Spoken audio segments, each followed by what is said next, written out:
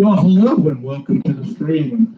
Let's go ahead and see what we can get into. We're going to do a little bit of John Titor, Art Bell. This is Coast to Coast A&M. Fire on our open lines, 1998.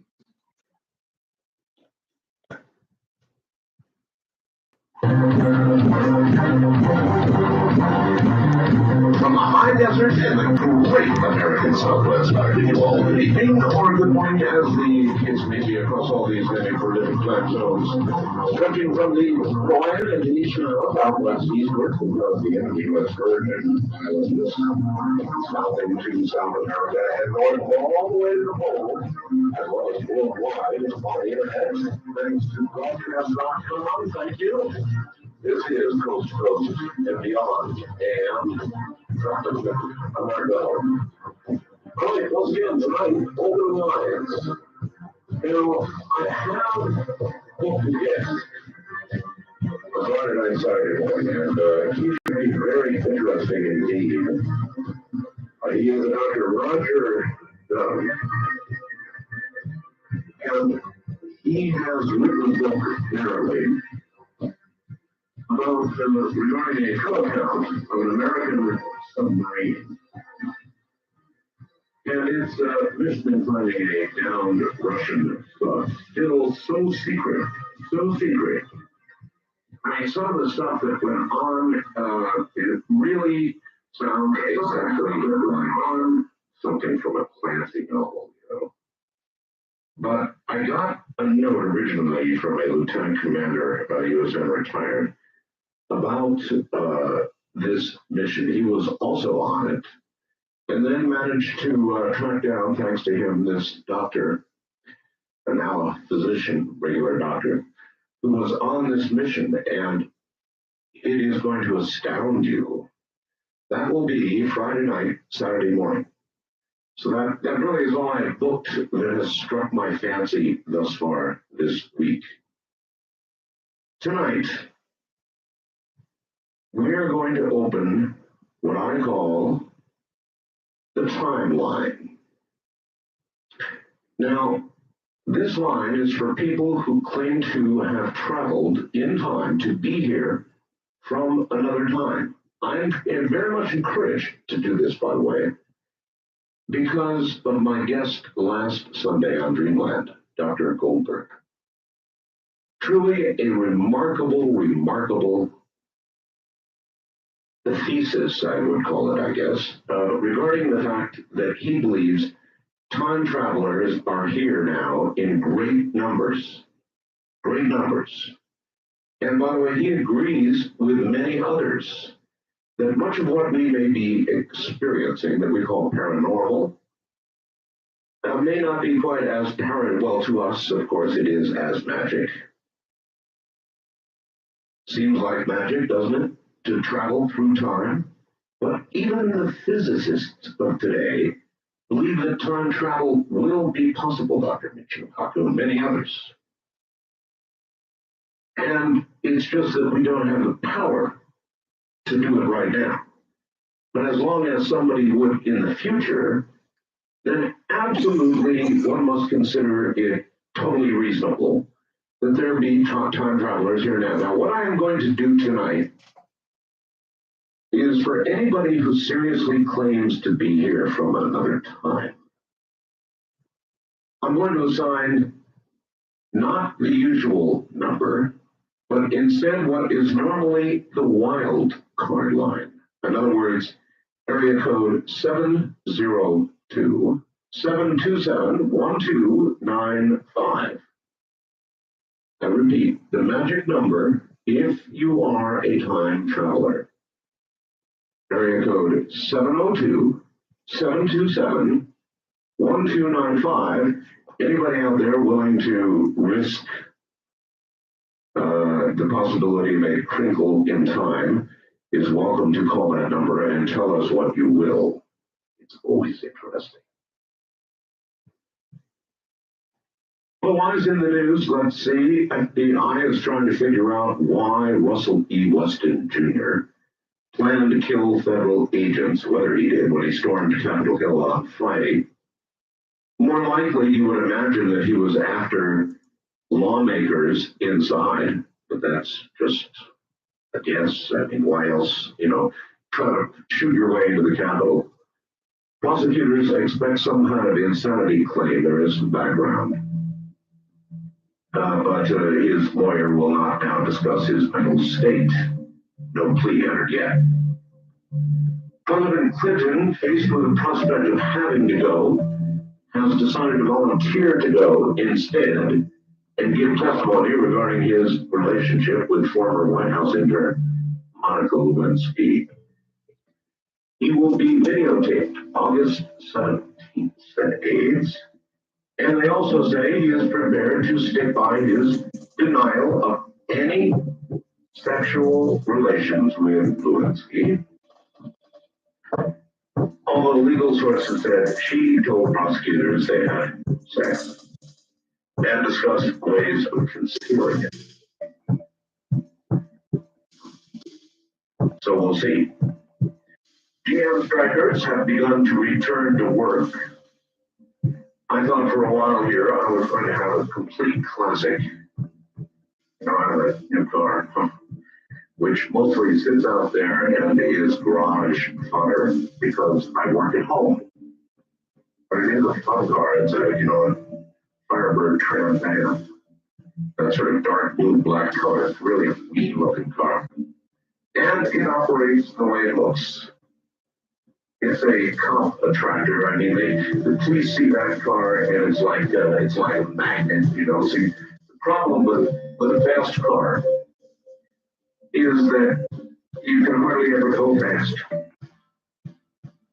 I mean, a cop sees that out somewhere and it's like, that's there. And even if he isn't going fast, he looks like he's going fast, or he looks like he's thinking about going fast. So let's nail his butt. In fact, it would be interesting. You know what? It would be very interesting for me to hear from some police out there. Now, maybe I'm all wrong regarding my assessment of the way an officer thinks when he sees something like a Firebird Trans Am. This is the car, if you don't know, they've been doing commercials for it. I got it about half a year ago. And they've been doing commercials for it. This is the one where the car sits at the stoplight. And it finally changes and the car screams forward, shattering the stoplight. And in yet another car, my car eats the car in front of it.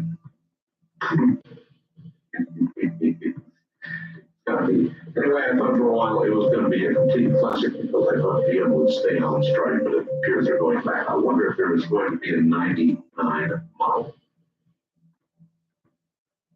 By the way, this also relates to the show on Sunday night about time travel. Just a quick note to say, nice job on your radio interview Sunday night on Greenland. I happen to be, in fact, one of the time travelers that you spoke of. Your accuracy, talking now about Bruce Goldberg, your accuracy with your facts was amazing. If I didn't know any better, I'd say you have traveled through time yourself. Thanks again for representing us so well. And then he says, P.S. Only one of your facts was off. My time machine has been operational for about 2,000 years. Interesting, huh? This is also interesting. It is a release today from NASA. NASA researcher Patrick Miss, M-I-N-N-I-S, studied satellite photos of the airplane jet streams we all see. They occur when the sky is moist, close to perhaps forming thin clouds. And you've all seen, as we all have, a jet's contrail. And science always thought that they mean nothing. Wrong. What this NASA researcher discovered, based on the far-fetched, but the evidence is clear. For example, a distinctive oval-shaped contrail left behind by a test flight drifted across California for 6 hours, finally turning into a 60-mile-long cloud system. Wow. Well, we were very excited because it opened our eyes to the fact that there's possibly a lot of clouds up in the sky that were originally contrails. In another case, a figure 8 cloud created its own 60-mile swath of clouds over Texas and Louisiana over a 9-hour period. NASA's Bruce Anderson actually went along to follow in the turbulent wake of a contrail. He came up with a theory for the role of contrails in causing atmospheric moisture to condense into clouds.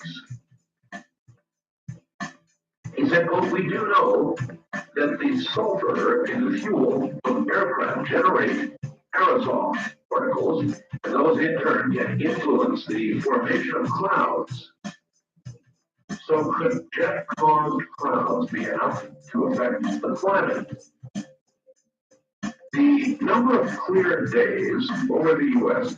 has decreased in the last 30 years, and we suspect that much of it is due to an increase in cirrus clouds, which we suspect probably is due to an increase in air traffic. And if such clouds trap heat, could they even contribute to global warming? He said the magic political word, global warming. Incidentally, as long as I said it, here's another one. President Gore says it's been the warmest month of June, on record in all of mankind's record keeping.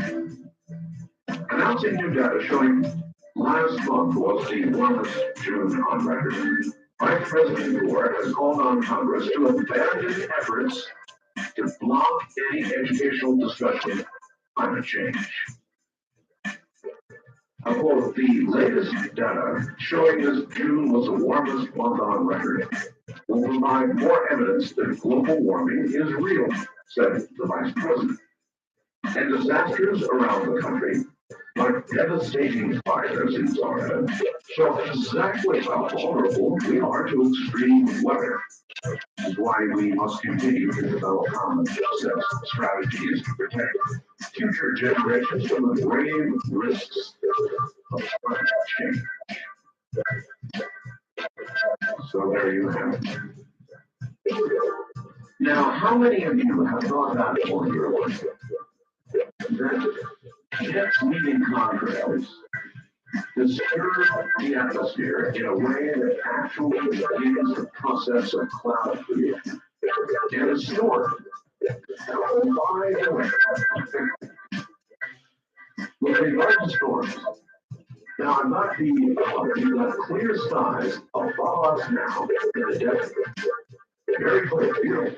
Stars are out, and my night vision camera coupled to my video camera is feeding signals in every 30 seconds.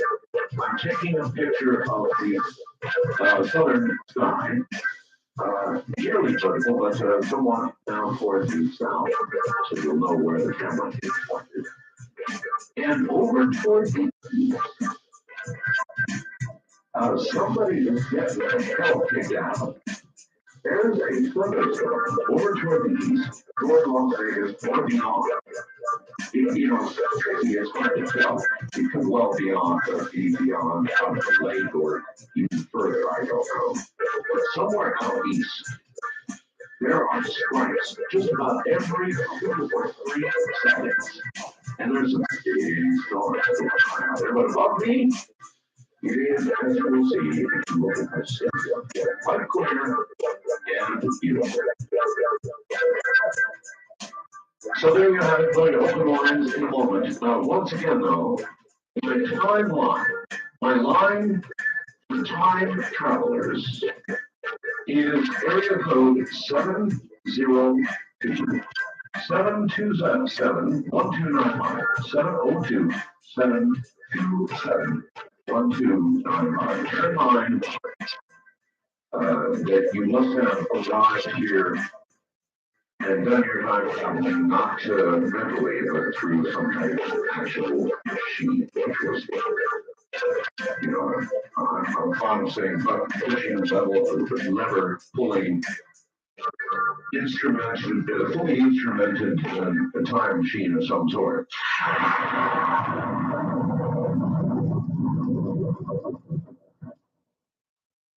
All right, to the phones. Western Rockies, you're on the air. Hi. Hi, Art. Good evening. Good evening.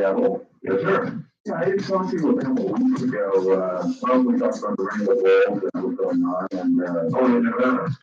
Correct. That turned out just the way I thought it was. Stupid. Exactly. And also mentioned to you the restoration line. You did? Yeah. You didn't break it down, but, it's definitely important. That's probably a good idea. It is a good idea. But I'll bet you I would get a lot of people who would call and be, Caesar. Well, yeah, that's the part of the King Tut.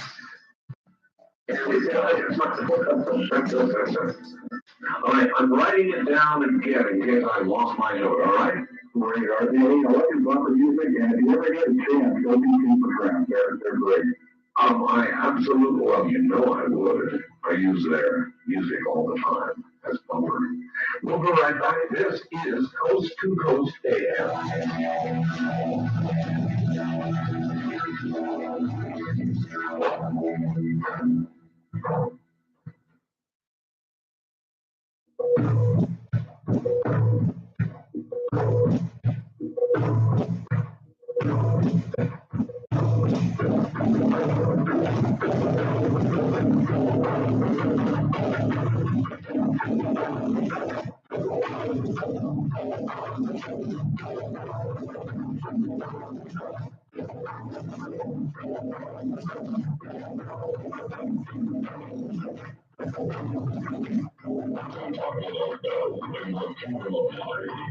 East of the Rockies, dial 1-800-829-5033. West of the Rockies, including Montana, Wyoming, Colorado, and Mexico, 1-800-618-8255. Coastline callers may reach our area code 702-727-1222. And you may call our on the Wild Card line, area code 702-727-1225. Recharge on track US first Dodger access number to the USA. Then 800-893-0903. This is Coast to Coast AM from the Kingdom of High with our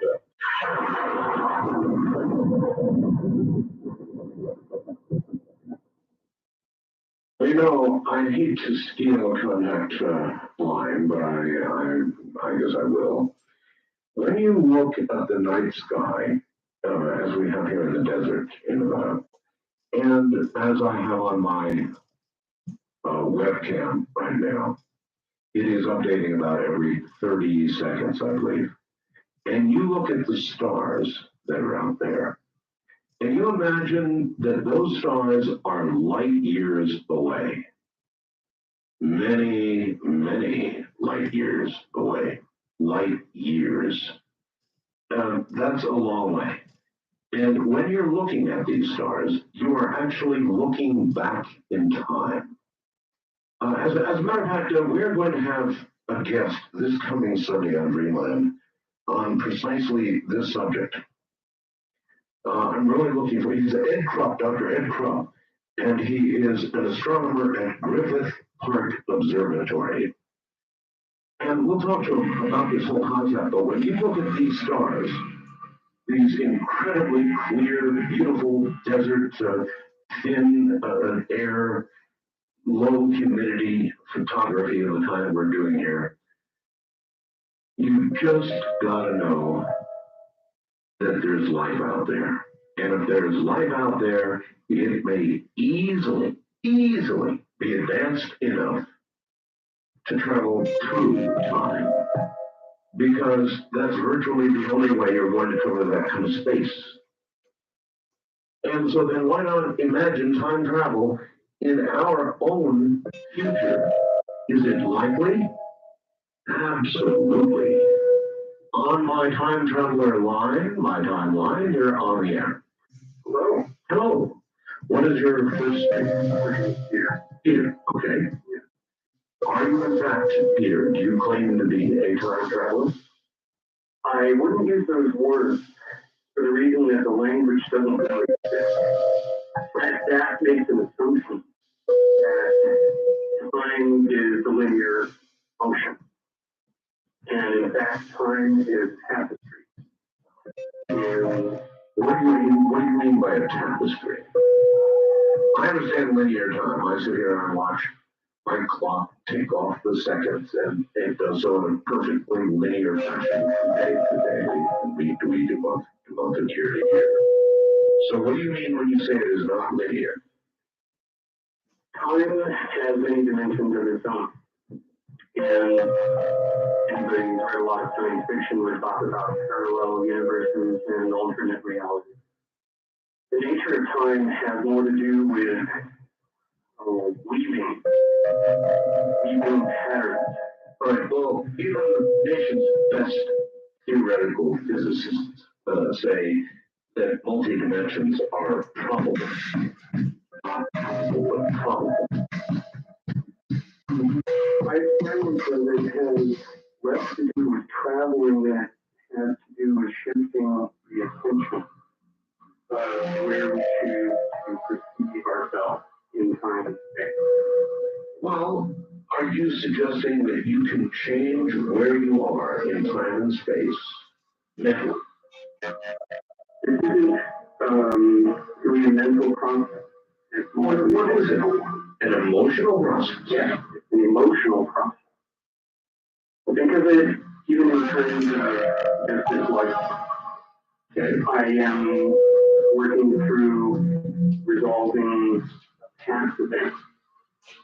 Do you mean in a past life? No, not necessarily. You could do that as well. Right. Fine if I'm saying in a current life right now, thinking about something that happened in childhood. Well, you can do that when you go to a psychiatrist. And also think about it in terms of what's happening right in the present. Time travel isn't, okay, if you want to think of it as a physical process of taking your body and moving it into the past, Yes. then I don't know how that works. Okay, well then I'm sorry, but you don't want to be on my mind. How about that? What did I say that line was for? You can call me on any other line, but that line is being restricted to those who in fact know time travel, physical time travel is possible, because they have done it. I wish you had the opportunity to hear the Dreamland class that we did with Dr. Goldberg. I'm sure many of you have. If you don't get Dreamland, ask your local affiliate to pick it up. It airs Sunday between 6 and 9 p.m. Pacific time. East of the Rockies, you're on the air. Is it America, Joe? It would seem so, yes. I listened to it last night. You were talking about the Y2K problem. That's right. I have some information that I think you might be interested in. Well, speaking. Pardon? Go ahead. You're not artist. You're not artist. I'm not on the air. Well, there's a trick to this. When I push the button and I say, East of the Rockies, you're on the air, that line has definite meaning. Think about it. You're East of the Rockies and you're on the air. Well, for many years, I practiced architecture and urban planning till retirement age. And at that point, I was too old to be hired for the ordinary chief architect's job or that type of thing. And so I started looking for entrepreneurship, consultancies, that sort of thing. And in the course of that, I heard about a group called themselves Takeonomics.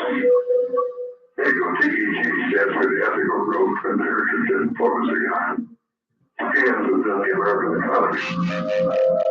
So I started becoming an investigative journalist for them on their behalf. Looking for scams. Of any kind, yes. I've covered quite a few of them, frankly. Not all of them were published by Tegonomics or distributed, but they sent out to various news media as well as to large corporations the information that they collect. Okay. And of course, when I first heard about the millennium bug, around 1992 or 93, it caught my interest. And I've been spending the last 4 or 5 years, 6 years now, going in, trying to get information that is trustworthy. Well, if you have investigated for that long, what have you found? Oh my, do you have a couple of hours? No, I don't. In a nutshell, have you run into be some kind of scam, or is it real? Do you expect those on the negative side, like Gary North, to be correct, or those on the positive side who say it'll all be fixed, no problem, it'll be a day like any other, or is it something in between? It is the most severe disaster that this country affects the world has ever seen. Oh, Attention America, I got a flyer that I just sent a copy to Tegonomics today. That is a flyer that says, attention Americans, the millennium bug is now unstoppable. well, that's what others are saying. At this juncture, no matter how many programmers you can muster, there is no way to do it in time, and it's going to happen, period. There aren't enough specialists who understand the problem. Even the computer specialists, the younger crowd has no access to the codes under which the present system is operating, like COBOL and others. It's not enough people to go around. The IBM alone has 400 million lines of code that must be changed in order to take care of the problem. They know how to do it. Well, I got a letter. I made a request of my home bank, and I got a very interesting letter in return today. The form kind of letter, just as Gary North said I would, which indicated they are working on the problem diligently. They are concerned about the problem. They think they'll have their problem worked out, meaning my bank, by I think they said the end of this year. Maybe I'll bring the record, get the letter in and read it. But it did not fully comfort me. And they made allusions to the fact that though they may have theirs fixed, their vendors may not. And it was a concerned letter. I've been in touch with Dr. North, I trust his thinking very much. He is so wrong in his analyses or his predictions that I know of. He's done a remarkable record. And there are others who are catching up with him. Others, and there are many others. Thank you. Very well qualified in the field. And most of the serious researchers that I talk to take this very seriously. And obviously, my bank did. They take it very seriously. I'll see if I can grab that letter. It's in the other room. It just arrived today. On my wildcard line, you're on the air. Hi, Actually, my time traveler line. my time traveler line. Yes. Oh. No. You sound like you're a traveler, but you sound like you might be on the highway. Well, I've got a machine that gets up to which part change levers, unfortunately. The only time to travel is over the road. Yes. Yeah. That's the only thing I got. I understand. Machine. You must. Well, that's all right. You're here. What did you call for? Well, concerning the white cave call. Yes. Up here in Quebec, they've done a whole bunch of pathways put on bill. I thought this was a kind of proof that it does exist. Concerning hydroelectricity or electricity in general. They said that they figured the devil was all fixed by 1999. And that brownouts and blackouts and we're not going to try to do this thing, that they put it in black and white, that they do have a problem. And that's the moment they're not, 2020. Yeah. So, look, it is a real problem right here. I'm going to read, let's see, I can't read it. Dear Arthur W. I do appreciate your interest in the steps that Nevada State Bank is taking to avoid potential service disruptions due to the year 2000 problem. Basically, the year 2000 problem occurs because many computer goes on and on about the digits. And then says, recognizing these concerns, our data processing affiliate, it names the company, along with Nevada State Bank, that's my bank, has formed a team of employees to work on the year 2000 issue full time. We have developed an inventory of all our computer software programs and applications. Each is being reviewed, modified, if necessary, and tested.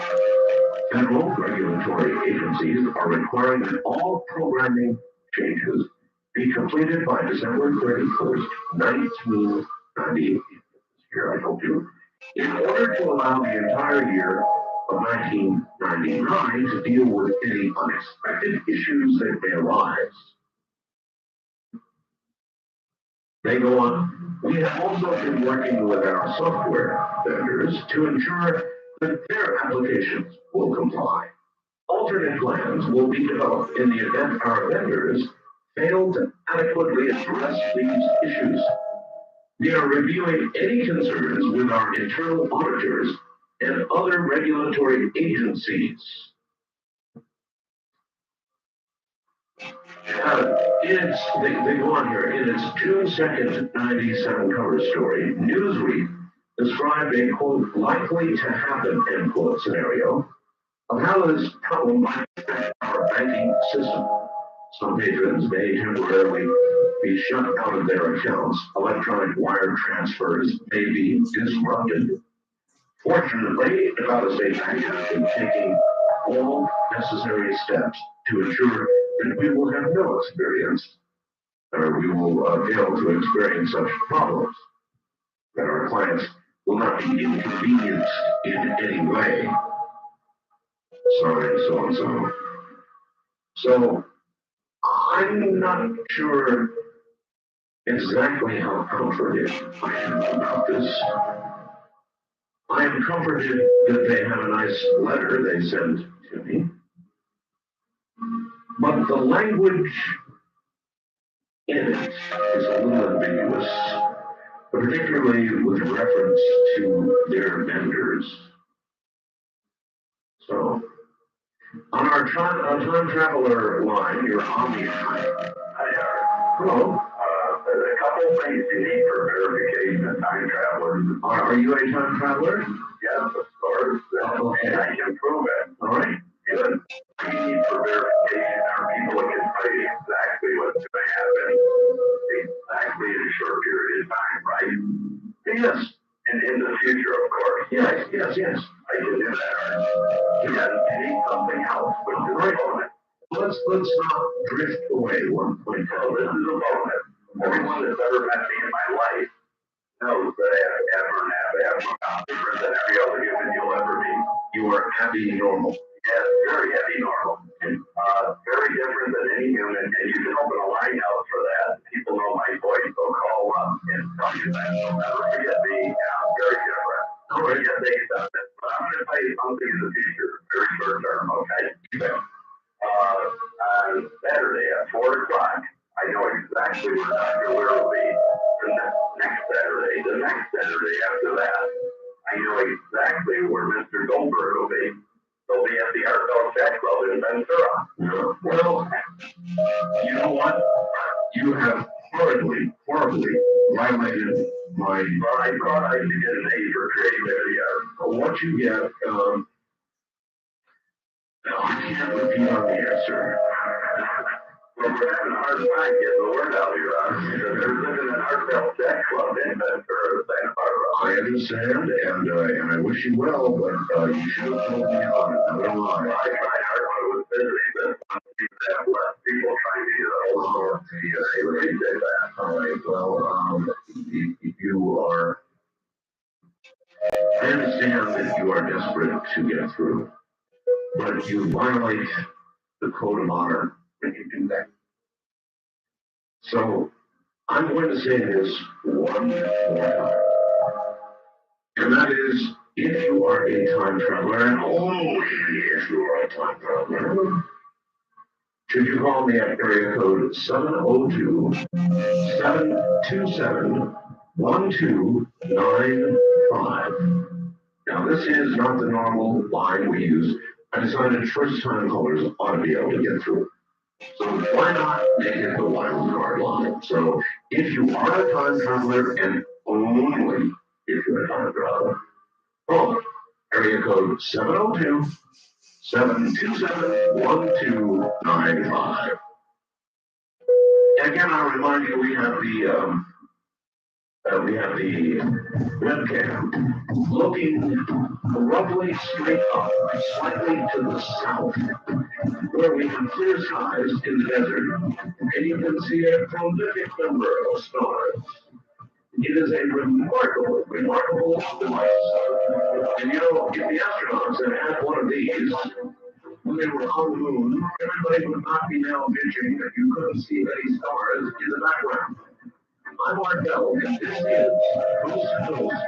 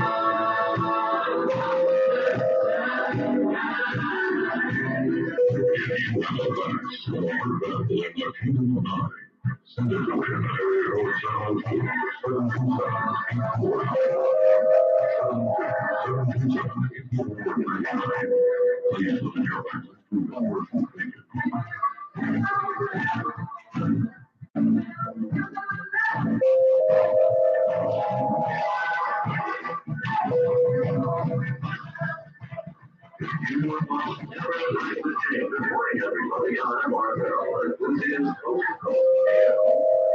And tonight we have what we call the timeline moment. Now, what is the timeline? It is one very specific thing and violated. The timeline is for those people out there who actually have traveled in time to the present time and would enjoy telling us what they can without creating paradox about our immediate future. Obviously, great interest to a lot of people. The Y2K thing looms on the horizon. We'll talk a little bit about that tonight as well. But all of this reinvigorated by the visit Sunday on Dreamland of Dr. Bruce Wilford, who absolutely says we are being visited now by many time travelers. And it does make sense when you consider a few things. One, that the distances to the stars, for example, right now you can go look at my webcam. And we've got to focus. The trouble is, I've noticed you've got to keep moving it because, of course, the sky is moving. So I go out every other break or so and move the camera a little bit to a good point in the sky. But when you look at those stars that are so far out there, stars that are literally hundreds, thousands, or millions of, or even billions of light years away, you're looking back through time. Vicariously, I guess, looking at my webcam. We've got a good tradition of looking at this kind of thing during the desert when it is clear. And it is clear. So, would there be time travelers from here or elsewhere? Yes, indeed. Can we get them to cause? Yes, indeed. And therefore, I seal off one line totally for time travelers. Now, you've got to be the button-pushing, lever-pulling, machine time travelers. You cannot be one who has lucid dreams and that sort of thing. I'm looking for the real reply time travelers. And on my wild card line, you're on the air. Hello. Hello, Arthur. Yes, do you qualify? I have a story to tell you that I think you might.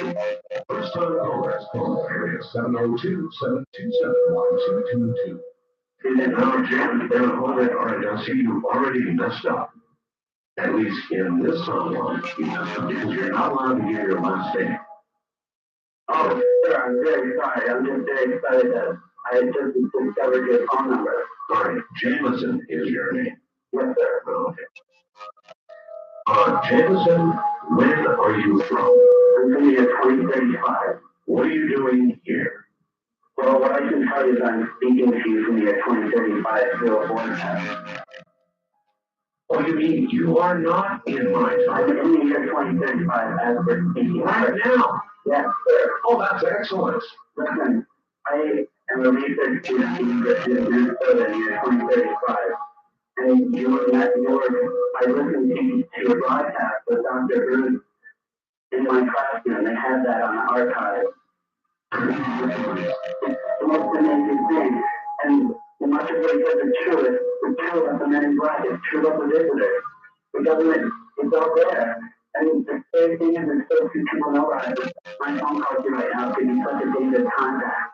Discovering the phone number open to time travelers was the greatest breakthrough I've ever had in my life. All right, slow down. Tell me what you can about the year 2035. What is it like? Well, very much of your time now is a tropical information paradise. You have access to libraries and information freely. You can speak to each other in a global way. It's so free right now. There's so much that you can easily take for granted. And I can't even know how to blame you because you're there and you don't even know how it becomes. To blame us for what? What has changed when you are?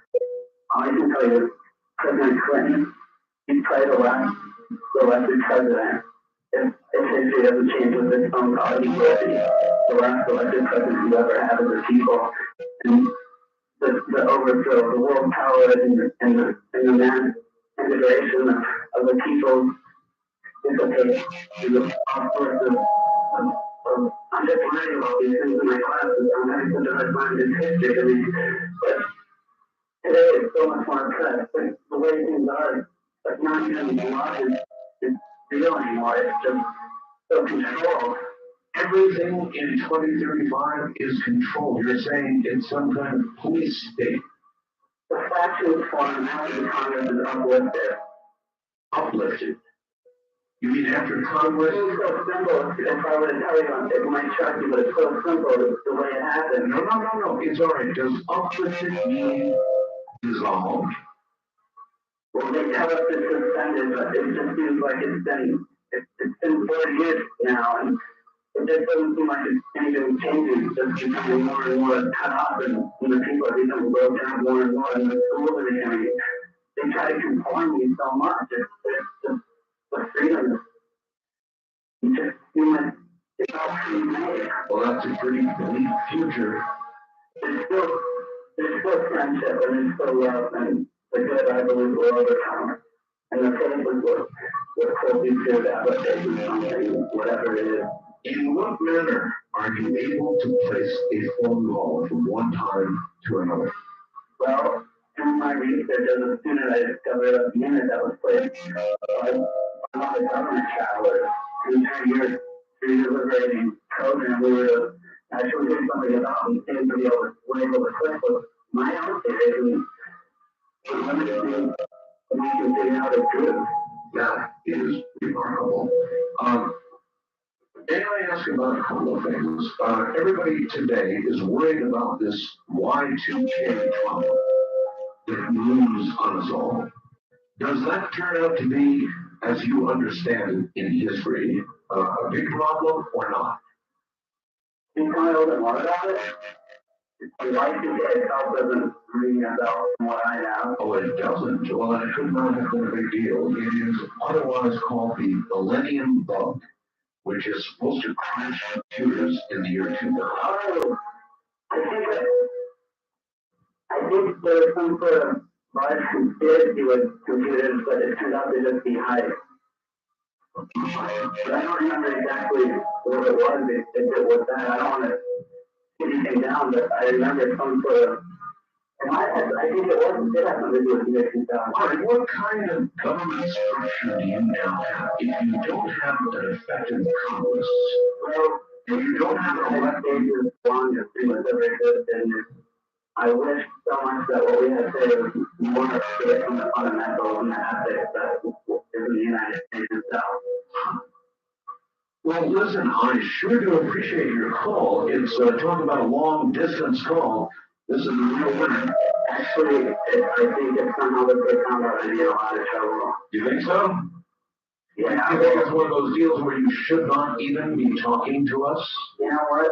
I said I was so satisfied, but I feel like you can probably be killed any moment now. Yes. So if it does anything for time, if it does anything for what becomes, it was so worth it. All right, yeah. What advice do you have for the people in 1998? Live on your faith, educate yourself as intensely as possible, and keep your ears to the ground, and keep an eye on what's happening, and act, and don't be afraid. Now, there you are in 2035. Do you imagine or know that events could unfold in a very different way, changing in the future? Or do you think that what is going The to power of the people that you have assembled in your great country that's been around longer than any empire. I mean, it hasn't as when I'm talking to you, but I believe that it's fluorescent, it's 500 years fluorescent, and then, well, I know it's a very cherished thing, the society of the people is powerful about your country. And the power of the people is what you have very strongly, and that is strong enough to overcome any kind of oppression in your career. All right, I appreciate it, Paul. Thank you from the year 2035, James. Gosh, I wonder if these things. If President Clinton is going to be the last elected president, if the Congress will ascend to kind of a figurehead position, and we would live virtually in today what we would certainly consider to be at least one likely future. All right, we'll be right back.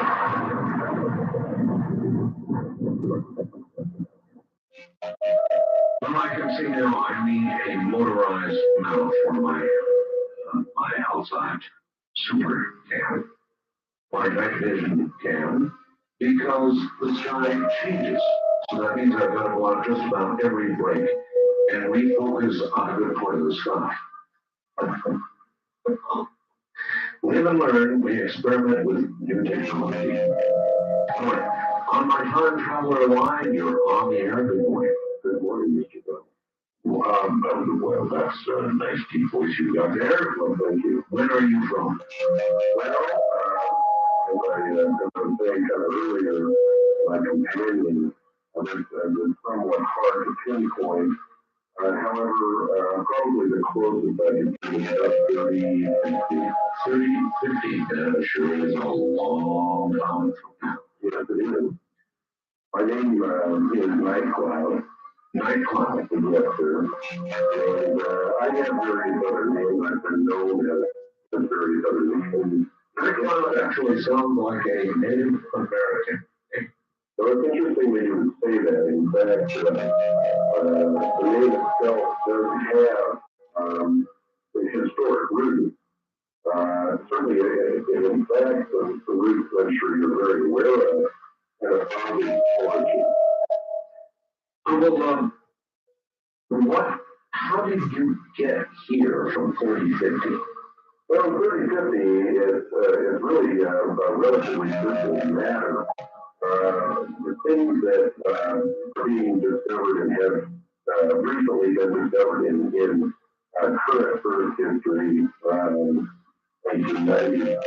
And really, we can go back even further to the 1930s.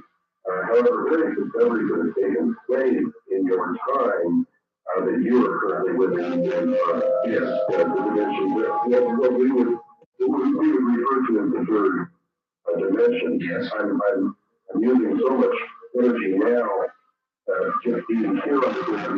I'm much more familiar with what you would. You're saying it requires a great deal of energy to remain here. Oh yeah, yes indeed. Dr. Goldberg is not who he would claim he is. Dr. Goldberg is in fact one of many who. I got a whole bunch of faxes that said Dr. Goldberg knew too much. He obviously is not who he says he is. No, he isn't.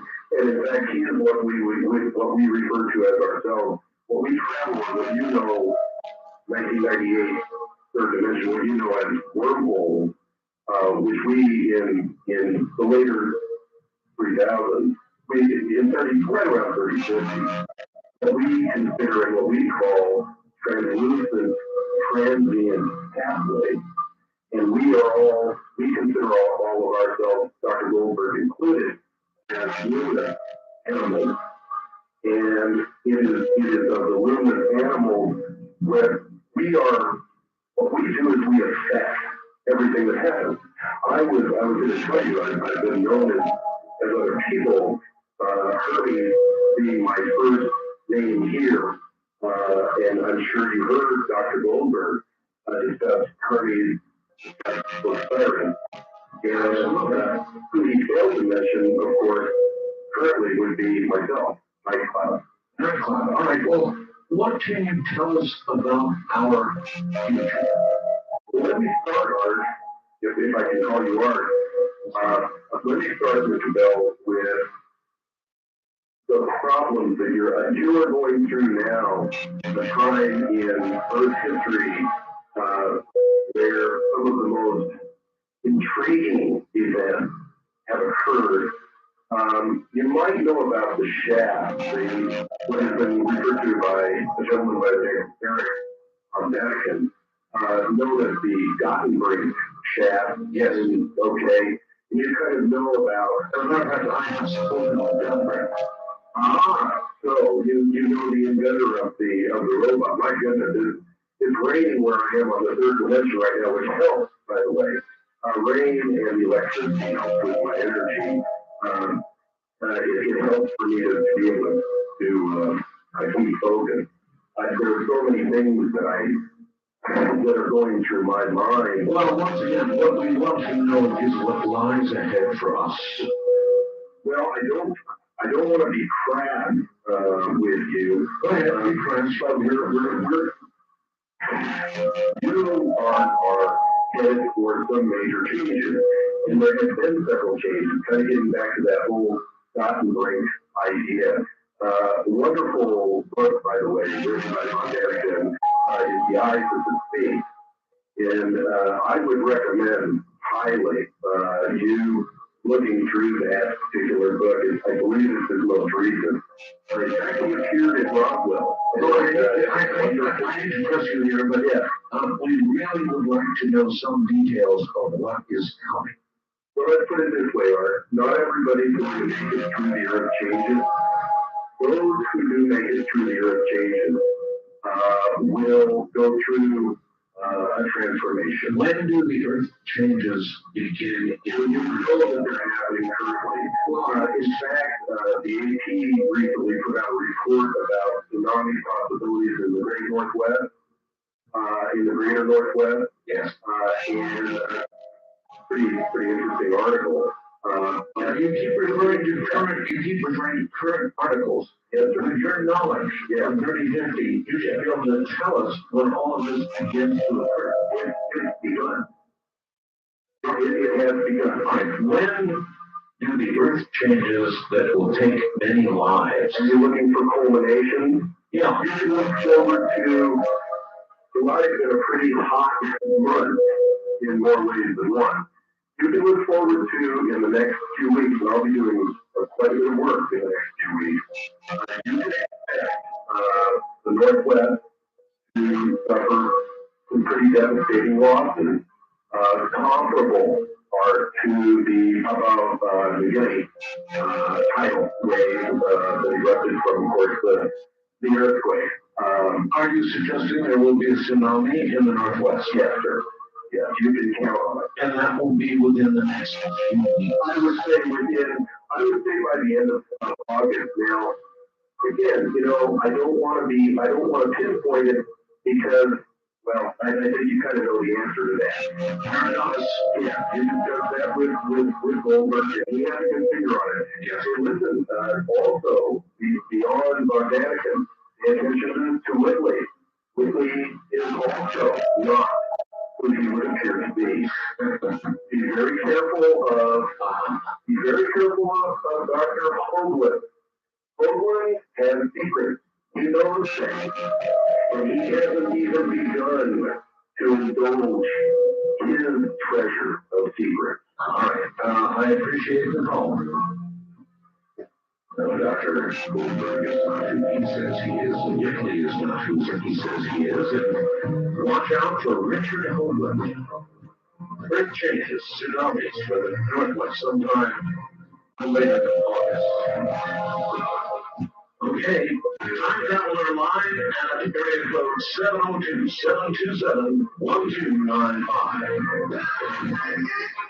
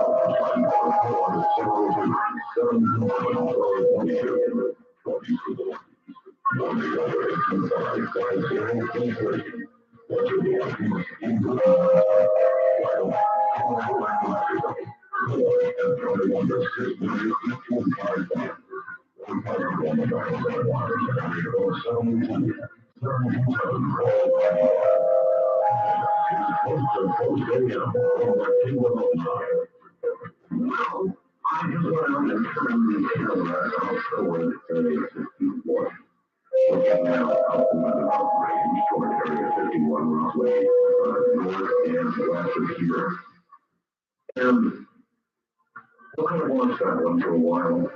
It was really cool. That was a shooting star while I was down there. And that's in the northwest sky, so that's what you're going to be looking at for about the next half hour. And I'll focus on something else, but you might keep an eye on this one. Again, focused toward area 51. All right, here we go again. On my time traveler line, you're on the air. Oh, hi, this is What is your name again? Linda. Linda. Some name and, about 30 years from now. 25 years from now. Linda, huh? What? I love it. But what do you do for I know we're talking about kind of one of those main things we do. We're going to and these roads. Radio waves, TV waves, they just play this on. Linda, you're a little hard to understand because your phone is kind of mushy. No. Is that better? Maybe you're too close. Get a little away from it. Yeah. Is that better? Well, it's a little tough. Can you tell us from when you are? Well, today, November 8th, 2022. 2022? Yeah. Are you telling me, like another caller, that you are actually calling from the future? Oh, it's everyday technology. It's maybe think that for you, it may be something like that, but we can take it from that. Well, we don't. And, I don't get calls from the future every day, believe me. In fact, this is a first. in terms of the time talking about, we'll try to do anything for, Now, I know that there was just a big telecom merger. Does that lead eventually to the ability to be able to call through time? Oh, I couldn't tell you. What that prompted me to call was, to let me know when they make contact with, the people out there. I mean, is an operator likely to pop in at any moment demanding you deposit under $1 million into the phone? Well, this is not a listing activity, and I don't tell anyone to do this. Yeah, that's it.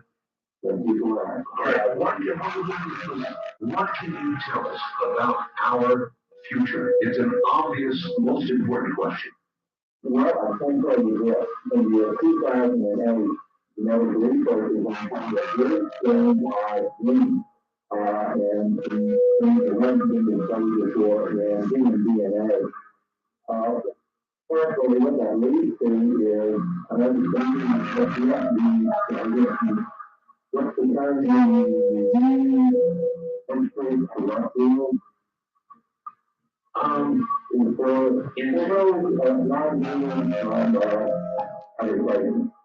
In 2000,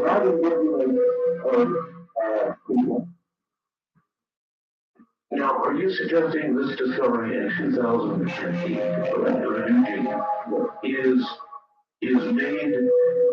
It was made because it was introduced by another intelligence? Yeah. What is the net effect of this new gene? The limit evolution shows that the human race doesn't pose a threat to the other sentient, what they call collectivist life. Oh my God, you're suggesting it's like a poison pill. Oh, no, not at all. Well, what was something called the species isn't really the kind that works here. But throughout the universe, we don't just form sentient life. On one hand, you have a group of all for species that individual and those are the collective. Individuals are humanoid and individuals that got biological drive, psychological, biochemical drive for humans to look up for number one, if you will, you can kind of say that they get really popular, and maybe it's not in the organism yet, but you know what I'm saying? Are you Where are you now? Yeah. Or what are you talking to now? Today would be July 29th in my time zone of 1998.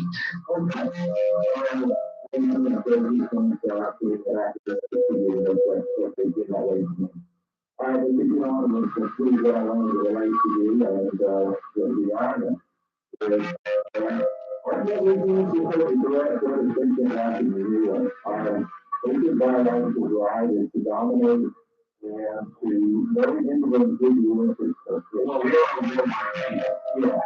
On the other hand, the president, their experience is, well, to an alien to human experience, and that those in the course of the evolution, things such as nationalism, racism, religious, if you will, those society and people to put one another about the other in a position of dominance or control is something that is totally alien and terrifying to other species in the universe. That makes sense. So in effect then, they, if I understand correctly, they act genetically to limit our evolution so that we are more or less quarantined to our planet.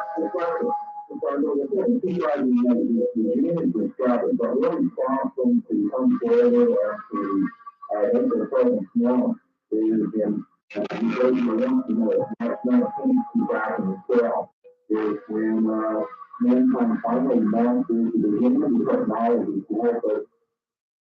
Well, what we're doing right now, we're kind of seeing time and space. Because, I think a lot of the. That is, in essence, the beginning of time travel.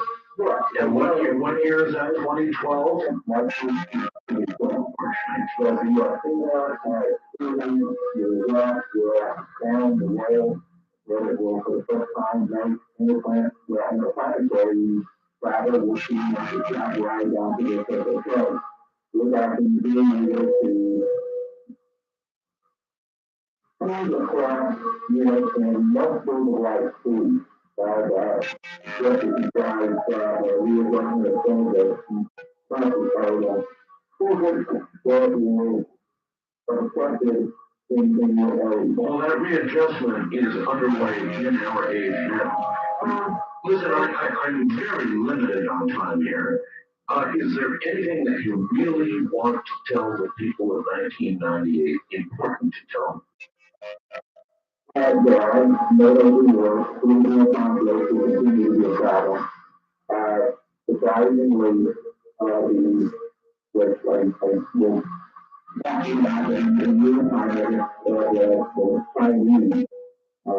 we got the China work since the nation, I believe.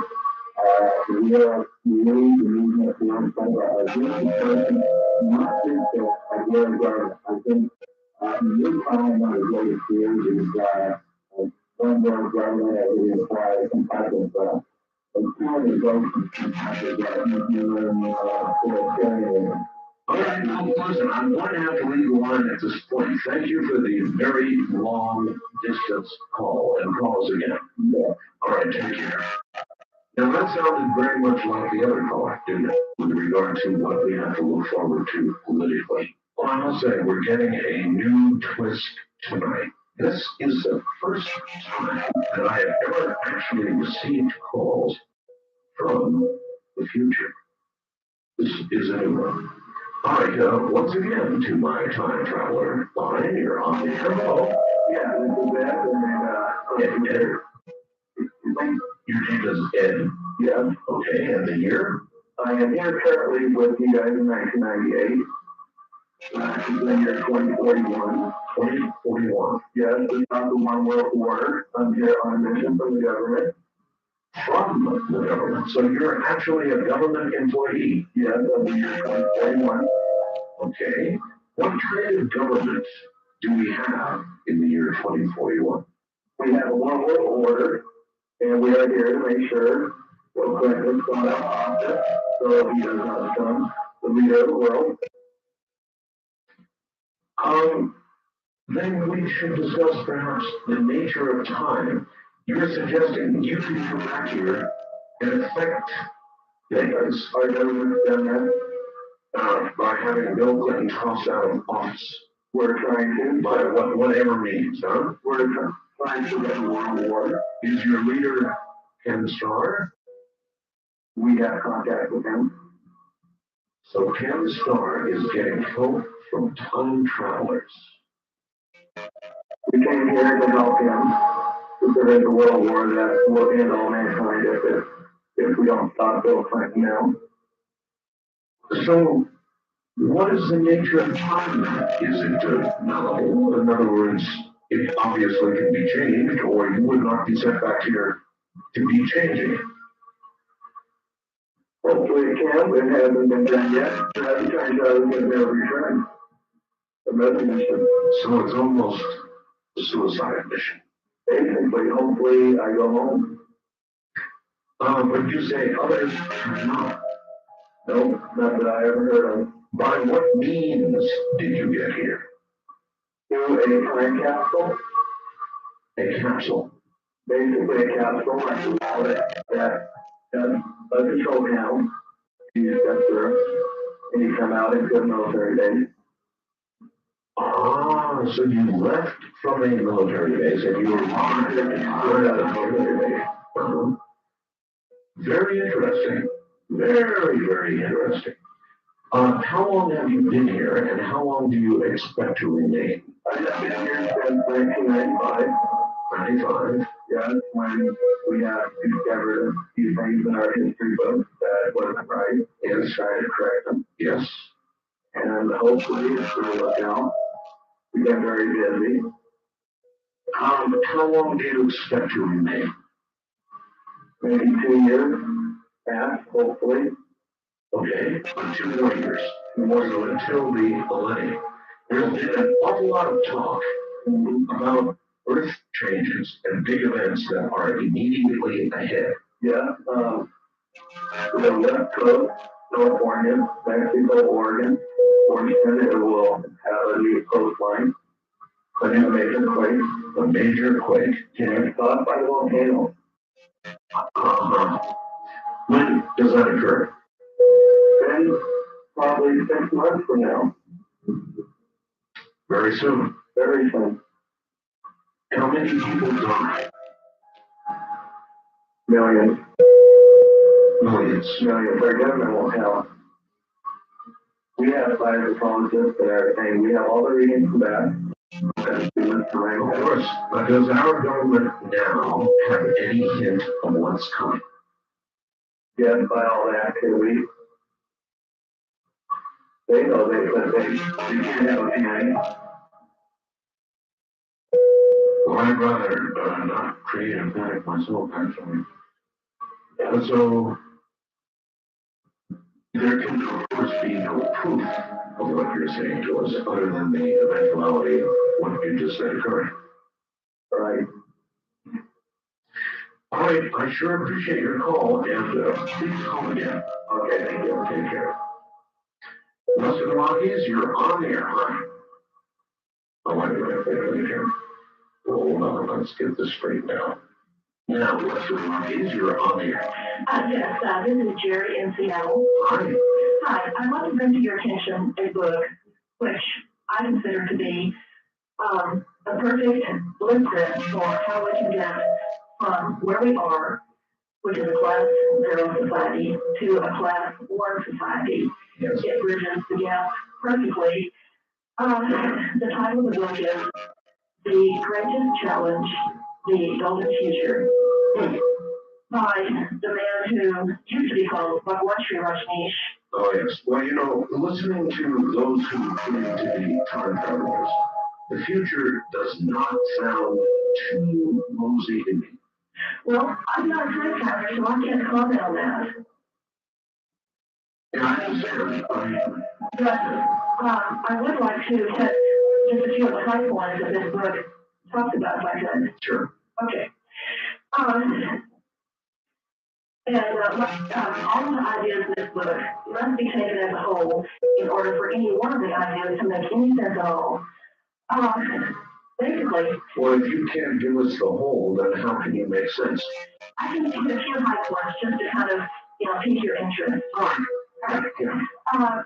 The chapter called Nations Are Out of Date. The nations would become like states are now. We would create a one world government out of highly educated, accomplished artists in their field. No politicians need apply. It would start from the universities, and it's perfectly mapped out how the universities would be the grassroots beginning of the highly educated, artistically accomplished world government based in the UN. What would the nature of this government be? It would be kind of like the state governments are now. The real creative force on the planet would be a global science center made of all of the greatest scientists on the planet who are now prevented from talking to each other because of all this.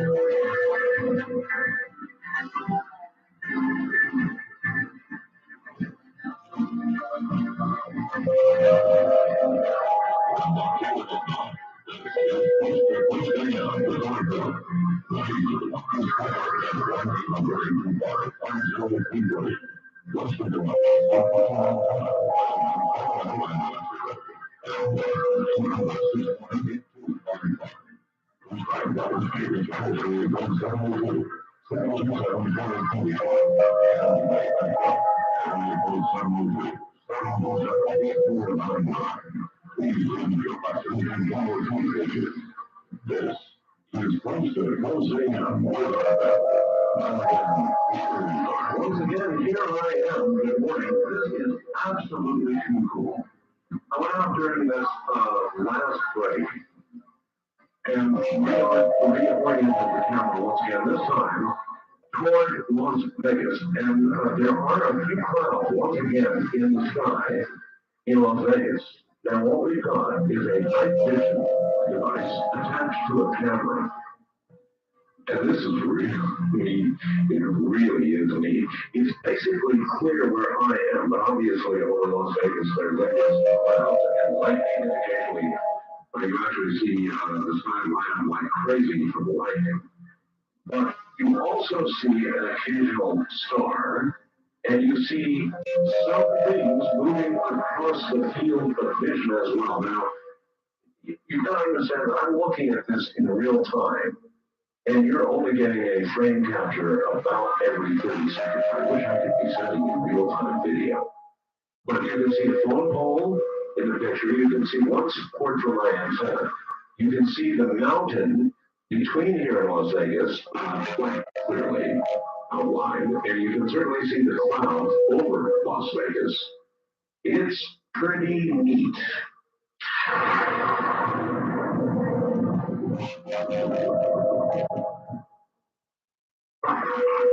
Hit star 69 on your phone and see if you can call back the guy in the year 2035. Wouldn't that be something wonderful? Dave in Pompano Beach, Florida. I hadn't thought about that. We are taking calls from time travelers tonight. And if you are one of those, we have set aside a specific number. This time, it is the wild card line at area code 702-727-1295. Now, if I get a really good time traveler, a really chatty time traveler, I may in fact allow some questions, allow my time traveler to in fact be interviewed here on the air by some of you. So we'll see as the night progresses. In the meantime, I have a young lady online who's telling me about what she thinks the world is coming to in rather quickly. Studies from the Rush-Niche, is that correct? Yes, Rush-Niche. And you think firmly we are headed toward a one world government? Well, you know, I'm just trying to say that if you keep on going in the direction you're going, you're going to end up where you're going or something like that. I think it's pretty clear which direction we're headed in right now. I understand that the idea of a one world government is really scary. However, Rush-Niche has a couple of ideas that I believe would make a real difference. Number one, moving from the mobocracy, which we now have, to a meritocracy, where people who want to run for government must complete certain educational criteria, as well as the people who want to vote. At the top, anyone who wants to run for president must hold 2 PhDs from, an accredited university. Anyone who wants to run for president must have a master's degree. Now, as I said before, all these ideas must be put together in order for any to make sense. There will be much more money for poor people if we weren't constantly having wars with each other. And as the nations became more like states, what would be the point of war? Another thing is this global science center, the most part of it would be devoted to genetic engineering, the genetic engineering of every baby allowed onto the planet using supergenius sperm and specially collected genes. There would be committees of scientists And if a woman wanted to become pregnant, she would have to go before the committee and get permission. Now, we have Ralph Nader asking Bill Gates to give away his money, but we cannot ask the rich to redistribute their wealth until we ask the poor to quit making babies that they cannot take care of. Poor people, by and large, create their own poverty by making babies they cannot take care of. These two things are linked. It's going to be very hard for the rich people to think about redistributing their wealth to the poor, as long as the poor people are just breathing like so many cockroaches. Excuse me. There will be a new education to prepare people for power. To be a world of agriculturally based communes and nuclear families and dead and buried. Boy, oh boy, oh boy. I understand that the idea of falling prey to a global, third Reich sounds really scary. I would just put it down to this. Which is the worst scenario? Armageddon, which is the way we're headed now, or worst case scenario, slavery to another global third Reich. I think that with the fax machines and all the new kind of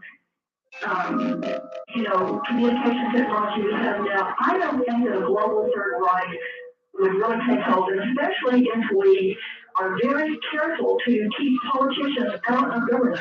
If you raise the criteria for people who can even apply for government, to PhDs who are already highly accredited artists, it seems like to me what one chance of this. Well, what you have described, listen, I sincerely appreciate your call, and what you have described is unfortunately, the time travelers that we've had calling this morning, and two of them have thus far indicated they are actually calling from the future, which is what that young lady is describing is what they say they are living in. Please state, is that our future or going on? Wildcard line, actually, time traveler line, you are on the air. Greetings, Art Bell. Yes, sir. You are a time traveler. Yes, I am. This is a ex-nationalist, but not quite yet ex-time traveler, Steve. Oh, a lot of people to go. Yeah, a lot of people have been waiting for a return call from you, Steve. I've been very busy with a trilateral, especially in your life. So you two are suggesting that there is definitely a sort of one world, police control type future for us. Unfortunately, there is some good news and some bad news in that respect. Yes. The good news is that ultimately, all's well that ends well. Unfortunately, for everyone who wants to present, it actually began with the Congress of Vienna in the year 1814 and 1815. Well, that's a long time ago, Steve. What about the future? I mean, we can look into the past from our year of 98. What we need you for is to tell us what's coming. Oh, well. In what respect would you be interested in anything? Anything, no question unanswered. All right. For starters, describe what our future is to be and the year you have come from. Well, I go in what I'd like to call a trans-connected loop. So I can get back, of course, to the timeline to make it less original, back and forth. And through that, I can get as far only as I can travel only as far in the future as I will exist in my next lifetime, or the one after that. If I don't exist in this dimension in the next lifetime, I can't go in that far. In other words, okay, I think I understand. You can only travel In my lifetime. In your lifetime or your next lifetime if it should be in this direct dimension. Somewhere that takes us up to 2286. 2286. Well, that'll do. Mm-hmm.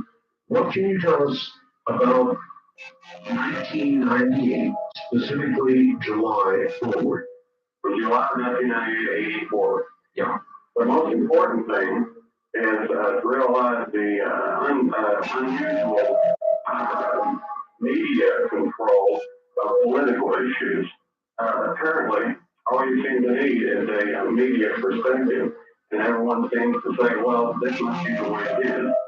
But you must realize what will change most in the future, starting in 1999, for example, is that as more time goes on, it will be clear that the media is creating a false sense that Bill Clinton, for example, or the United States is in control of the world, when in fact they never have been.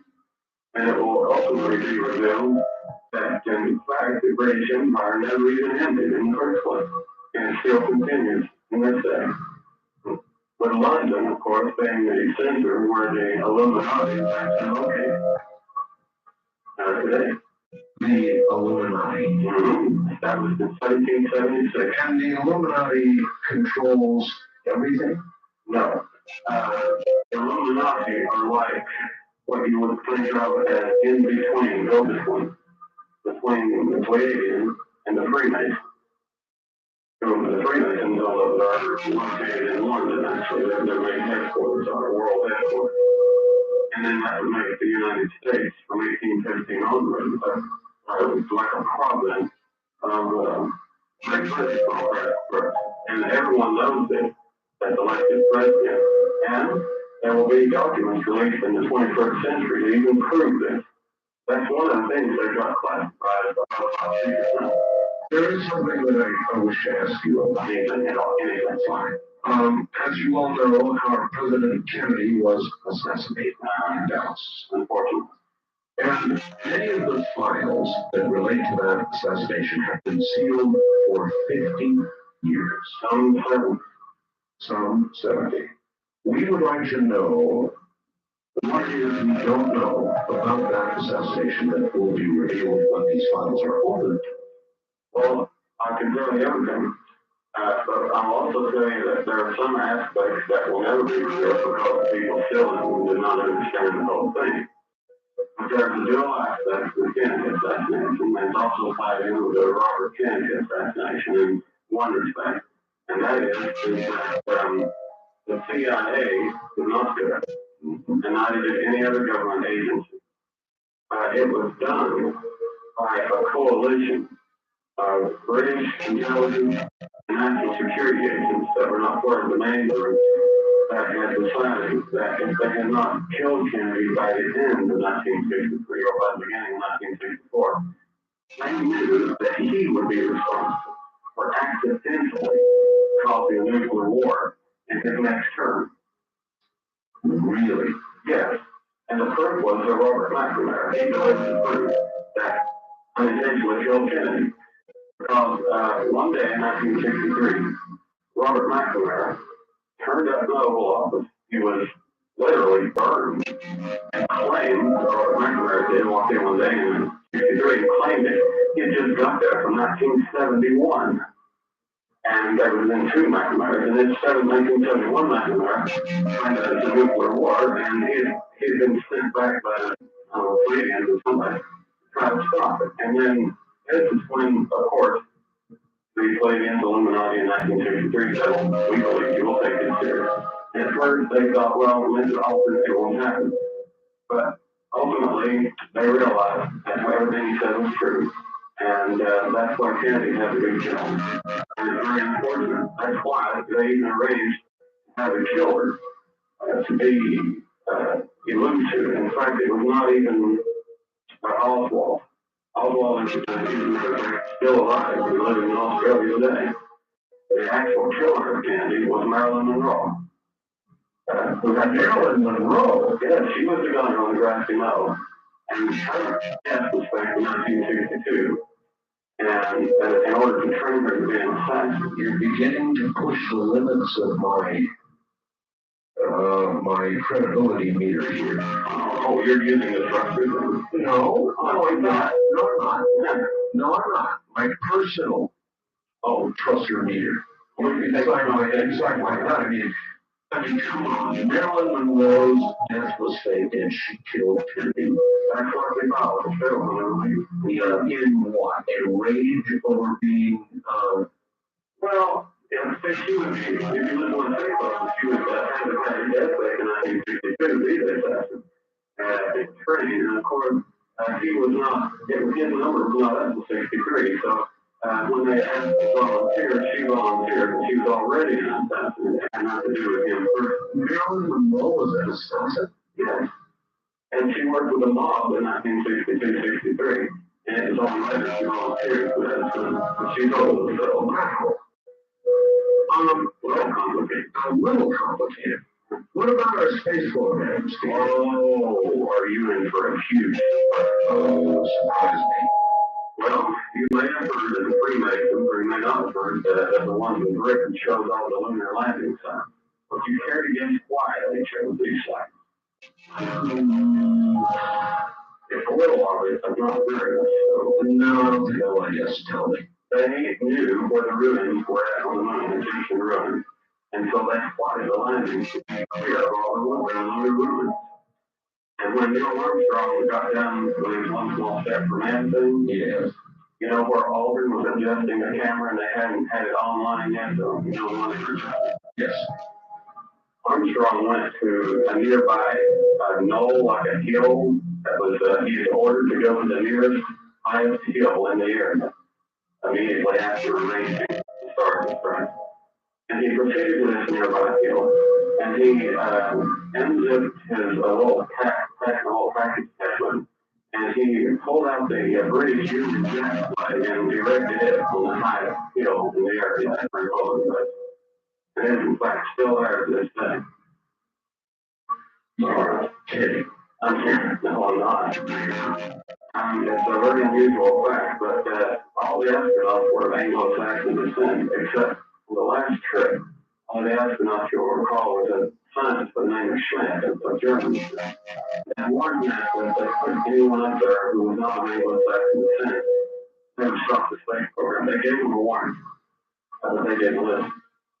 And if anyone out there is wondering why there were UFOs that were sighted along with the Apollo mission, it was because the Palladians were trying to protect the astronauts coming and going to the moon from other extraterrestrials, or extra-dimensionals that would have been hostile, including the ones that nuked an alternate Earth that McNamara double was lucky enough to escape from.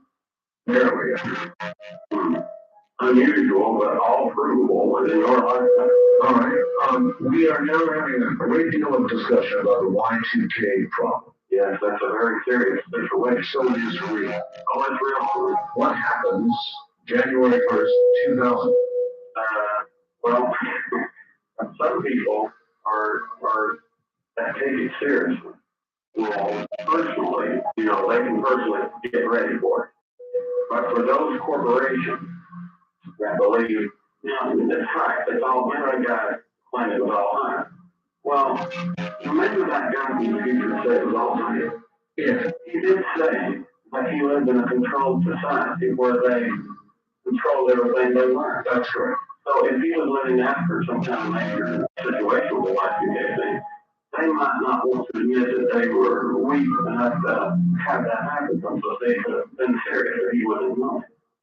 Actually, what's going to happen is that a lot of computer systems will shut down. And what is most interesting is that the government has what I call Roswell technology, and they in fact are going to try to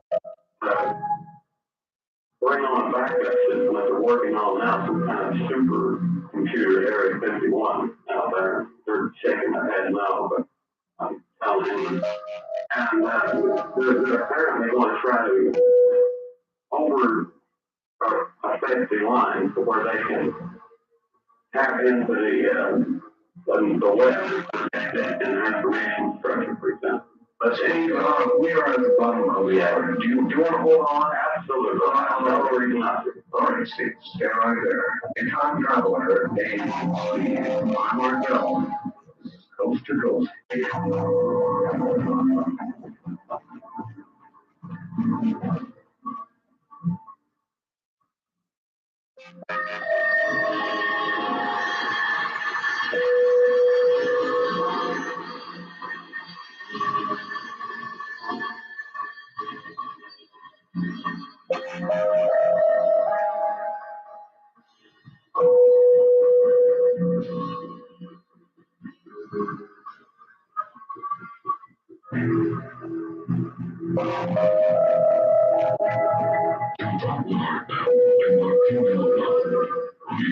Rockies dial 1-800-825-5033. West of the Rockies, and 1-800-608-8255. First-time callers may require area code 707-737-12. And make the wireless area code 702-727-135. To declare the lights on the U.S. First time your business number buildings USA. This is Coast to Coast AM. From the Kingdom of Night, with our sound. That's exactly what it is. Top of the show. What to do, everybody? It's great to be here. I'm right on. What a night we're having, huh? I've got a time traveler online. At least that's what he says he is. His name is Steve. And we've had him call before, and I'm going to let a couple of you, I think, speak on Steve and ask questions. Let's try that. Steve, are you still there? I'm fine. All right, good. Let's take a couple of calls and see what people say. East of the Rockies, you're on the air with Steve and Time. Hello there. Going once, going twice, gone. West of the Rockies, you're on the air with Steve. There you're on. Hello there. Hello? Maybe, oh, I see what you're doing. Hello there. Hello? Hi, you're on the air with Steve. Yes. Do you have any questions for him? I wanted to ask about. Yes? Oh, you have your radio on, don't you? Well, no, I have it down. It's just that I didn't understand what he was saying about his time travel. What aspect? What do you mean? I'm talking about the Area 51 thing. Area 51, I don't think he's even mentioned it. I thought that he did it like in the first part of this conversation. Steve? Yeah, that's where the supercomputer is going to rescue everything if everything goes very bad at Y2K. But yeah, there was an original time strip out there, but it was illegally constructed. It was the RPM, Roswell Proton Module. That was left there in 1947. It was not meant to be discovered in the 23rd century. And because it was a danger, it needed to be protected and kept until the time it was meant to be used. There's been a lot of Pleiadian activity at that base, and what better place to locate than the Pleiadian technology needed in somebody like me in the future to keep checking up on things being done today. Every little thing you do today makes the future a little different, and it causes variation. When you have a plan, in this case a new plan, and you want the future to turn out a certain way, then you have to keep changing little things. And when you change things unintentionally, you want to go up, check, and then come back and redo it. If it that turns out the way you don't know. All right. East of the Rockies, you're on the air with Steve, the Time Traveler. Hello? Hello. Marcel? Yes. Hey. I listened to a guy you had on there about Area 51 some time ago. Yes. I'm not guess now. Are you going to ask him a question? He claims he's from the future. Yes, oh yes. I'm from the present, but I travel from past, present, future, from Atlantis to the end of the earth. And what part of the future are you from? What time? I'm from an altered version of 1986, and I've lived here in this timeline from what you would think of as January 1986. Is there an NASA got any further than what it has now? It means in the future. Yeah, of course. But its program, the reason they're holding back is because there's a limit, there's a plan that they're going on.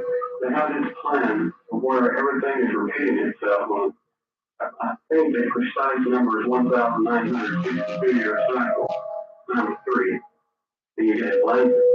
And they're trying to not have a space program that goes faster and accomplishes more in a given amount of time than was accomplished the first time in a given amount of time. So NASA is, unbeknownst to them, or NASA remains controlled in such a way that where they go and have to fall into that category. So in the future, NASA, of course, will eventually, in a coalition with the European Space Agency, actually land on the planet Mars, one. And then later on, there'll be a European colonization of Mars. That will begin after World War III. How's that going? That's right. All right, thank you very much. All right, here's a piece of email for you, Steve.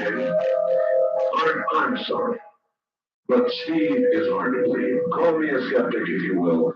I consider myself not to be one, really, but nevertheless, I would like to hear a prediction within the near future that would prove to be true. So, give us something near term. How near term? I don't know, I'm just repeating, you know. Let's see. You can pick it. Okay, let me see. I called last week, I could have told you a plan would testify, but we're too close to that. We certainly are. He's already said that he would, so that wouldn't be good. Yeah. Now, I'll tell you what you can tell us. Okay. How it turns out. It turns out that it doesn't really damage the presidency in any way whatsoever, and it does continue on. Uh-huh. All right, very good. Let's keep moving along. On my international line, you're on the air with Steve. Hello. Hi, Eric. I'm calling back from British Columbia. Yes, sir.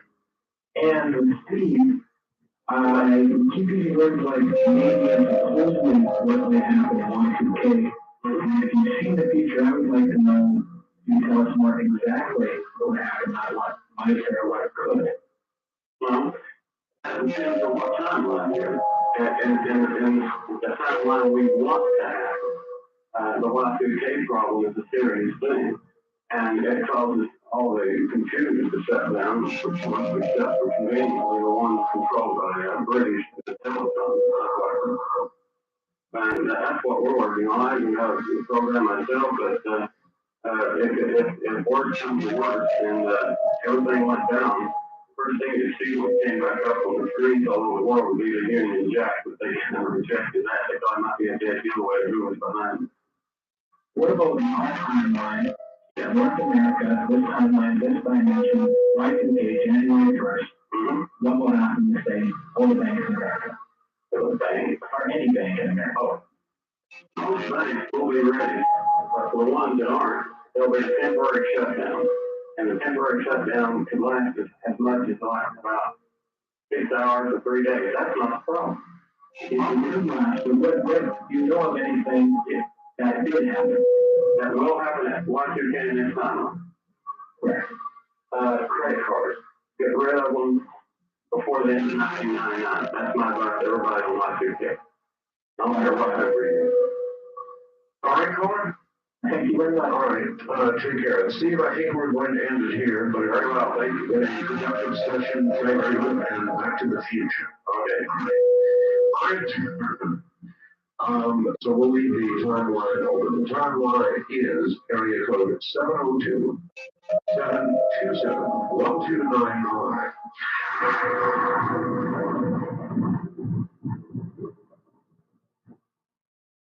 All right, back down to our time traveler line, and yet another time traveler. Hello. Hi, Eric. Hello. How are you? I'm fine. Tell us when you are from. I am from 1998. I have been shown 2013. You have been shown 2013. Have you traveled? I have been taken there. Oh. Not in the physical sense. Oh, well, we're only dealing, I'm sorry, I appreciate your call, but the qualification you may recall I said is physical time travelers. Physical not being taken by alien entities and shown an overview of what the future is at our current rate. I admit, it's intriguing, so I'll take a second. All right, what will you do? What is our future? In 2013, anarchy. Anarchy? Anarchy. Survival of the fittest. Really? As a result of government plight to continue to industrialize other words, we begin to ruin the place we live. It becomes like a Mad Max world. Yes, as Earth is an oasis between galaxies. So we're pretty rare stuff. We're rare stuff that entities use as a way to refuel, resupply. Therefore, they don't want us destroying the Earth.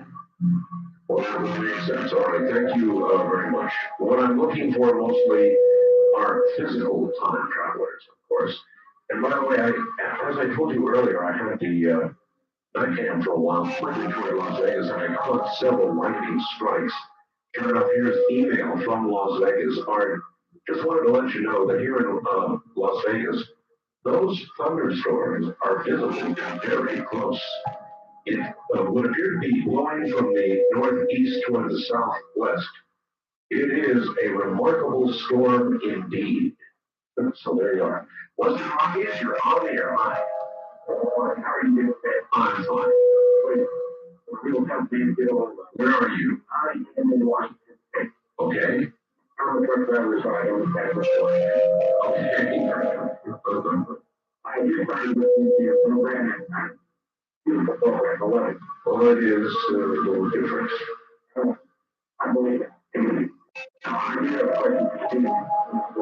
No, Steve is now gone. What would you have asked him? Well, kind of in relation to the Thank White Rock. Y2K, I'm sorry, for he said, if I believe I heard correctly, and that if the phone, like, supercomputer is going to fix it. Yeah. Well, many call it the beast. I don't believe there's such a thing. Well, actually, it is called beast. Somebody was probably being cute, you know. The problem I see with that is, along with, like you have mentioned in so many, the power grid. Yes. Well, the one happened in July or January, right? Well, they say it is. Well, the problem I see with that is, how many houses in the United States do you Good question.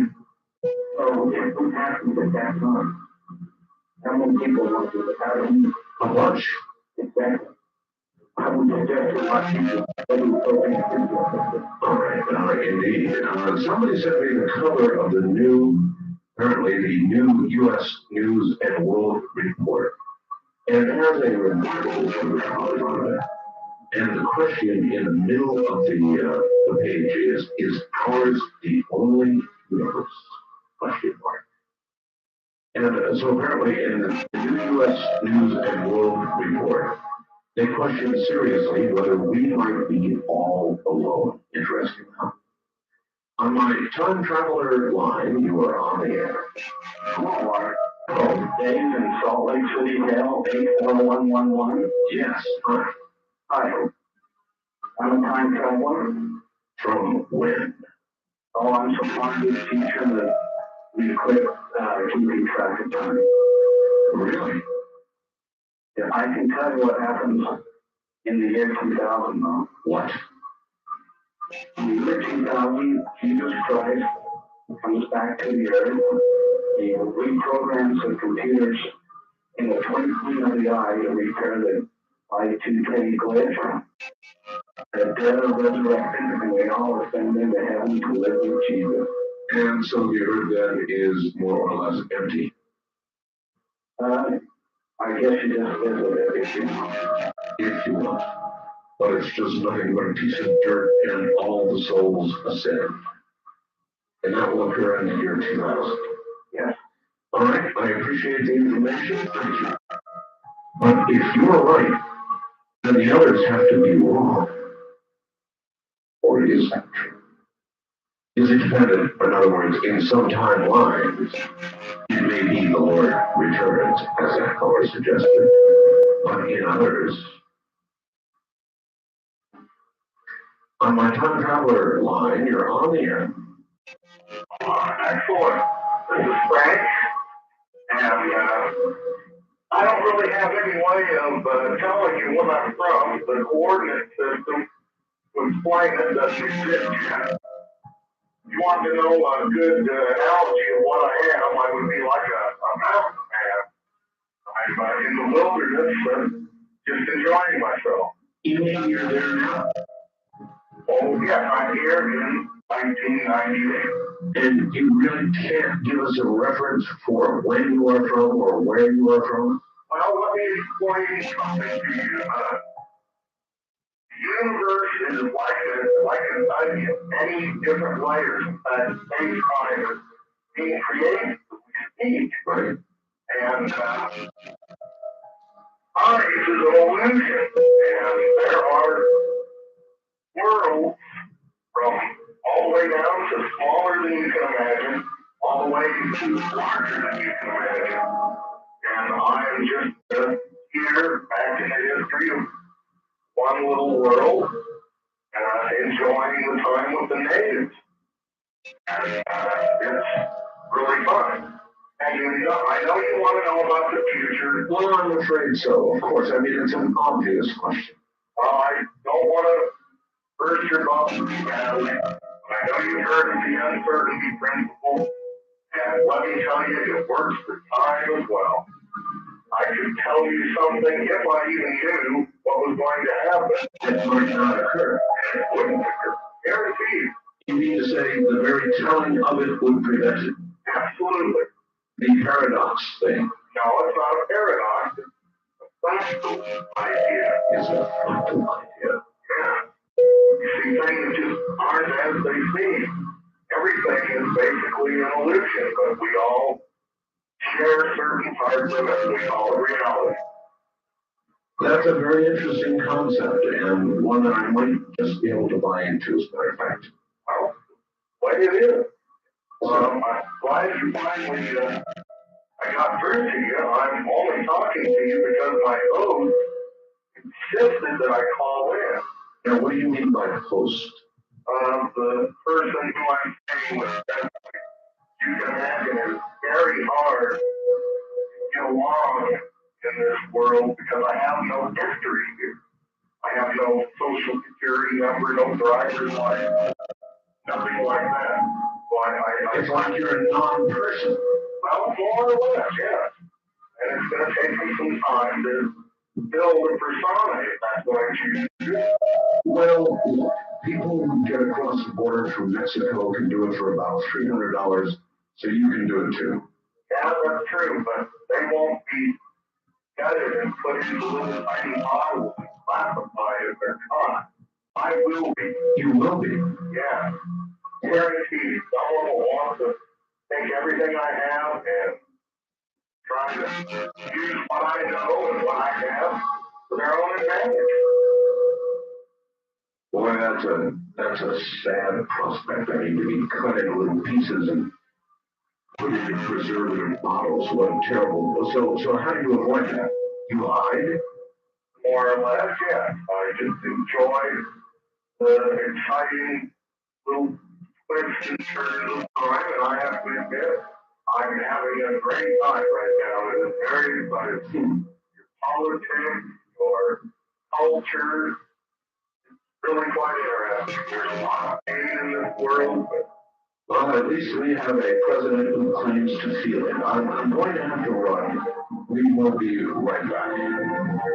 I see change.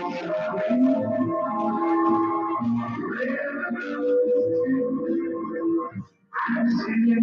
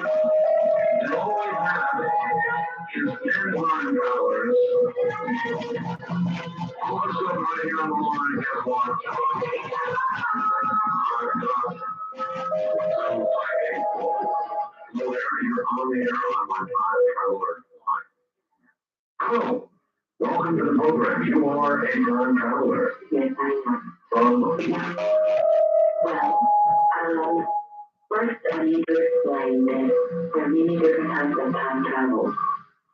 And I think there's a lot of misinformation on how this works. Indeed. For instance, I'm staying with friends, and I've heard the story of your Paris trip.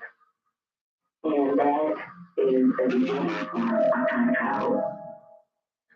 Well, of course, yes. Okay. Of course, but that's not the kind of time travel that I'm. No, that is the beginning for mine. From the year 2028. You are. Yes. And can you, Presently here, I'm thinking 9 years. can you give us some sense of, let's see, how to put it. Can you give us some sense of what our future is to be able to provide out? Ask, I guess. For the year 2028. Well, yes and no. In other words, here we are in 1998, and most people would like to know what the rather immediate future holds. Yes, I can understand because that's why I'm here. Good. There have been many others who have volunteered, and we have had permission to volunteer for it. This is considered a mission. It's a mission from the heart. In your terms, it would be from the heart, but it's an essence of the creation that we are coming in this time to try to help mankind with their evolution because of the terrible things that you're going to be going through. The earth changes are happening and pick up in the masses that are across this world and in every country. That sounds pretty ominous. Can you describe what kind of changes you're talking about? Well, there'll be a complete reshaping of the planet. Actually, of this small solar system. I'm from another solar system, a galactic federation outside of this planet. So there are many others, is what you're saying. Life is common. Life is common in the creation. It is not so common in the Milky Way, as you know it. So there's life, but you're saying there is not life close to us. Yes, well, yes and no.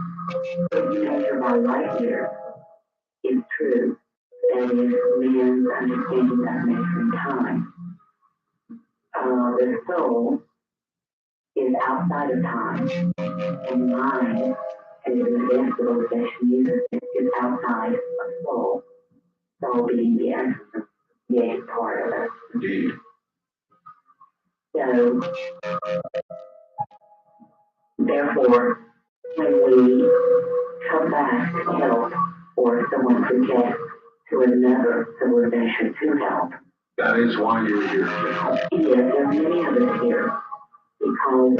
Well, now that's exactly why I did this program. Dr. Bruce Goldberg made a very strong case on my last Dreamland. There are many, many time travelers here. Can you tell me roughly when time travel is discovered? It has already been discovered. The problem is they don't know how to get people back because of the biological systems that you have in the electrodes and the other system. The molecules they just fly apart, which causes the sleep right there in the nervous system of the human being. That is one of the problems dealing with scientific enough as far as taking people off the planet. Like there are a lot of speculations that someone's going to come and stay on the planet. That's right. This isn't going to happen. You're saying that's not going to happen. Yeah, this is not. So whatever happens, we're going to have to stay here and ride it out. We will. We will ride it out. But there is another element to this. When you get into the mutual transfer, it's like time travel. It's like space warp travel. That if you actually fly from one dimension into another, many people are going to be having dreams of it. Many people are having dreams of this now. That is true. Believe me, I hear from them. And what will happen, there is also a misunderstanding about what the rapture is. But what will happen are those who have a very much passion within them. Yes. And are of pure thinking, Yes. even though they make mistakes. Will be able to shift directly into that dimension when some of these things start happening, not in the beginning. And this will stay there on a temporary basis. This is also very interesting because it is virtually what Dr. Goldberg said on Sunday. I mean, so this really is very, very interesting. I don't know him. You don't know Dr. Goldberg? No, I do not. Okay, well, That doesn't mean to be a particular issue. Our names are very different. I use a different name here than my real name, what I consider my real name. Can you tell us what your real name is? Yes, my real name is Princess Olivia. You're a princess. Well, there are princesses. It's kind of like the title that you have for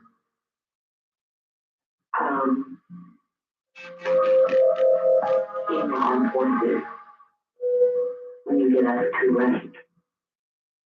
So it is genetic, and also you are trained in this way for many years. Remarkable. Why do you think that with the time traveler line, I have heard from so many men compared to women? I mean, one would think that with present trends and women's rights and all the rest of it, that there would be as many, if not more, women than men. Well, I have questions from the callers. I have been listening along with.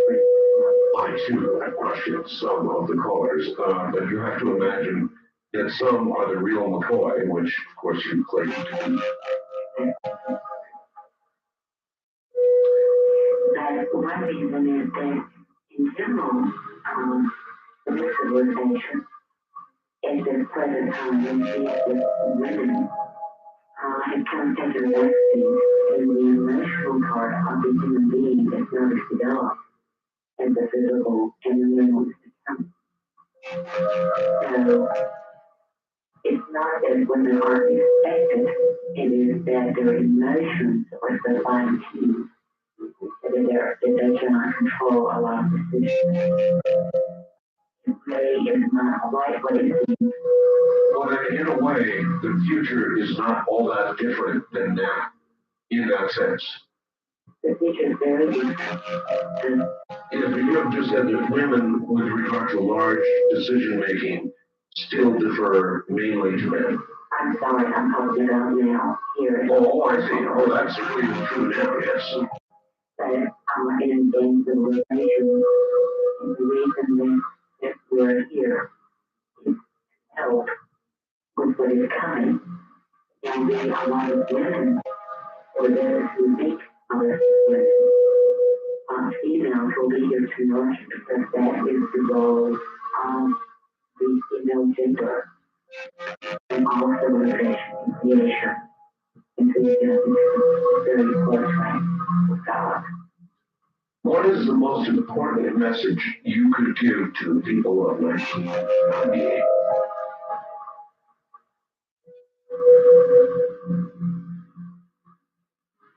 You have to stay to yourself, to believe that there is a higher form, to try to make life that in their life is wrong. Because there's going to be some terrible things that are going to happen. How soon? Within the next 2 months, that they started about 6 years ago. But this is in many, many areas, not just in Well, while you may question some of the other callers who claim to be time travelers, you know what? Most of them have said what you're saying with regard to the near-term changes. Well, there was only one that was a question. Oh, I see. As far as near term. So there are many of you that are here now, specifically because we are so close. Yes. It's to help human beings survive because with death, during a lot of destruction that's going to happen, a lot of quick death, it's to help the soul transfer into another dimension. Those who are subconscious immediately killed instantly. Well, at least it'll be fast. Yes, it will be fast. Earthquakes, that kind of thing, or? I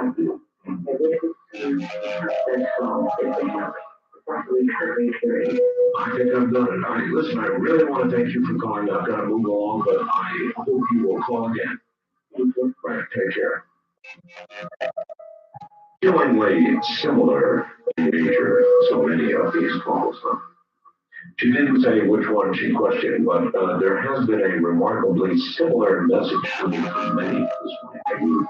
It include, this is all baloney, these people are making it all up. Or you can imagine there may be something to it based on current events and what can rather easily be projected from today.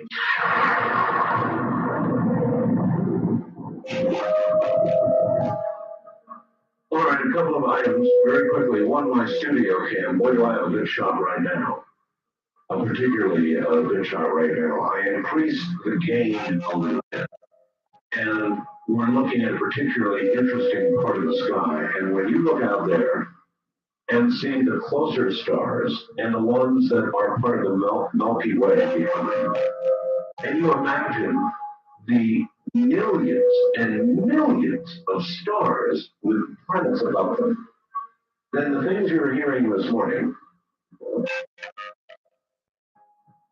they just might be possible, if not even probable.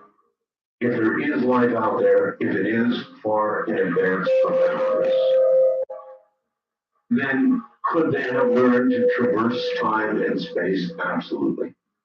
You should see the studio cam. Pointed nearly straight up at the moment. I try to tell people where it is every time I move it. I'm going to be here for a while.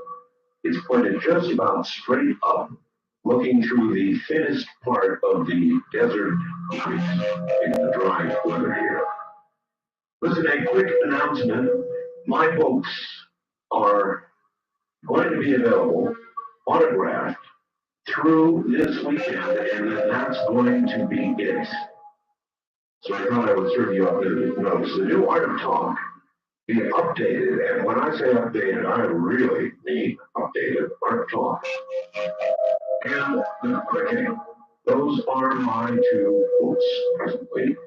And the Art of Talk is going to be out nationally in bookstores next month, coming up soon. So I am about to end the autograph offer. If you would like an autographed copy of The Art of Talk, the story of my life, talk radio, the whole way, really a brutally honest book, I'm about to give you the phone number. Now, you can also order, and when you order The Art of Talk and The Quick, you get some sort of special deal. You'll have to ask them when you call. But I'm about to call a halt to it because I can only sign so many. And still retain a life. The number is 1-800-864-7991. Now, you can call that number now or whenever you're able to get through. Call during the day. If you can't get through at night, call during the day. But I am hereby serving up notice that autographed copies will end, I think, at the end of this, maybe Sunday or maybe Monday. But no later than that. That's going to be the end of it all. So if you want an autographed copy, here's your big chance. 1-800-864-7991. You can order 24 hours a day, including right now. But if you get a busy signal, keep trying or try during the day. One last time. 1-800-864-7991. On my time traveler line, you're on the air. Krista, you're going to have to yell at us. You're not too loud. I'm sorry, Where and when are you from? I'm trying to think of how to describe it in New York. I don't think I'm coming to the line. It's a little bit difficult to describe. Probably about 4,000 person. You're thinking you are from, for our reference, you are 4,000 years after Christ? What could the world possibly be like that far into the future? There's a lot of people down there. I volunteered to come down here, and I got here. Nothing can be greater than this hell down here. Why? Why did you volunteer? Why would you volunteer to come to what must be for you such a barbaric time? I thought I could help, but I got here and you people doing such terrible things to one another. And I never thought it could be myself. Listen, unfortunately, I'm right at a break. I want to hold you over, though. Can you hold on? Yeah. All right, stay right there, and we'll be right back to you. We're talking about the future. Where are we ever? I'm Ardell. This is Coast to Coast AM.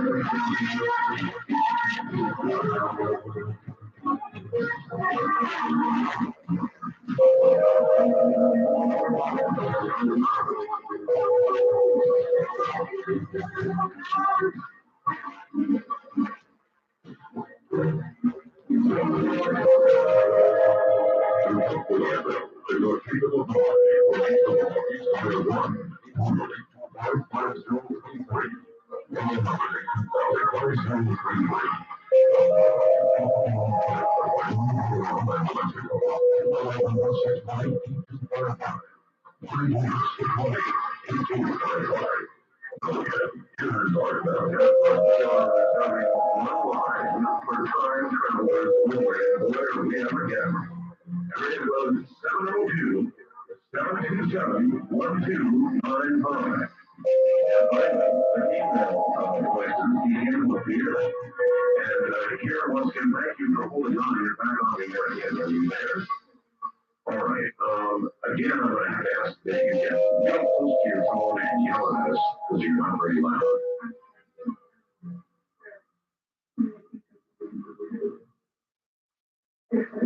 Our communication system is indeed different. Not working is very physical. It's not organized at all, and that's very frustrating. Why did you come back? You thought you could help in what way? Throughout the entire growing up, we were taught the tremendous disaster that takes place in what you call 2000, and fear, right immediately beforehand, right afterwards. And there's basically what you do is create resistance to have people who want to volunteer to come and help you get through this. And you're one of those. Yeah. What do you think you can do? What can you do? Obviously, you're on the air here now with me now, talking to millions of Americans, some of whom will be doubting that you are for real, others who will believe you are for real. I question this doubt that this is for real. Also, I'm thinking it's a terrible thing to wake up and find yourself here in this. And it's really bad to say no. So, in a way, then you're here against your will? No, I came on my will. I came completely supporting it, but I so much going on, and I see how really people can try how unorganized it is and how uncontrolled it is. And that's very frightening to me. Is it hopeless for us? I don't think so, but you've got to get some control. You cannot just run around and say freedom of speech, freedom of life, freedom of everything, and waste it. If you all go with your own attitude and your own real free people, attitude people might make it. Is the concept of nationalism something that has There to... will be one order that is in charge of everything. You're saying the same thing? It is much better that way. Much better. Yeah. So, There is one, well, there is a little bit of disruption and disturbance. But exactly like that. so you're really agreeing with many others who have called tonight. We're headed toward a one world control, one world order. You say that like it's so bad. No, I'm trying not to. I was about to say, you're suggesting it will be, in essence, benign. Pretty much. Pretty much benign. Yeah. But it is so much better than what you have. And people, I've heard people discussing the entire issue of your rights, basically, and your right to do what you want, and your right to your own government. Yes. And you can know that 200 years now, and we're going to fight.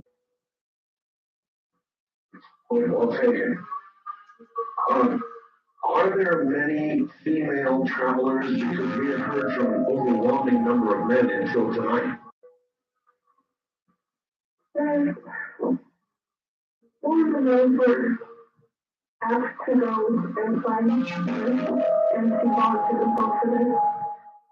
And some of them were, I'm not sure why this is. Well, even in our day and age now, more men volunteer for military service. There's a reason that I think it has to do, I think maybe the first part is for the mountain, so they have to go out and conquer everything, even if it's a control conquer, they have to control.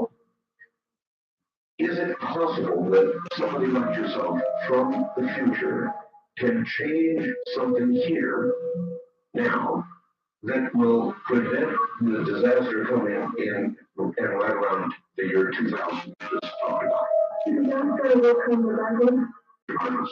but hopefully, when the regular people here will stop and just take a minute to listen and realize that You know, this is how far we've come with an unorganized system. Because it's hard to organize. If they do it organized, they'll make it. Is there going to be another war? Yeah. Is It there, will not be, and there's a World War I, II. It will not be of that nature, but there will be a war. And I advise you to stay away from nuclear. do you know the nature of the war? I'm kind of looking at something. Okay. All I know, from what I've heard, is that the higher authorities will be in conflict with one another over, it's pretty much over the following type of government, and all of the nations will be upset over who has the one control. You know, who gets to sit in the wrong type of discussion. That doesn't sound so much different than today. Somebody wants to know about what we call today free energy. We talk about it, but we don't really have it. Will there be, I'm assuming that by the year 4000, fossil fuels will long since be used up. Oh yeah, there's a totally different system. I'm not really sure how to describe it in now, man. It's like seeing a great big ball of brightness. And you don't know how to describe it, but it's great big ball of brightness. But someone wants to know the details of right or how big or how round. What about automobiles? What about We don't transportation? use them. You don't use automobiles. No. How do you go from one place to another? It's not really that hard to get from one place to another, so I don't really want to talk about it. I would like to talk about people here today. Because if we don't take care of the people here today, they will not see. And I know it. And quite frankly, I love it. So I know it, and I want it to remain that way. And that's why you've come to speak to us now. More like that. Well, listen, I heartily appreciate it, and I hope that you will once again call, will you? If I naturally, if it don't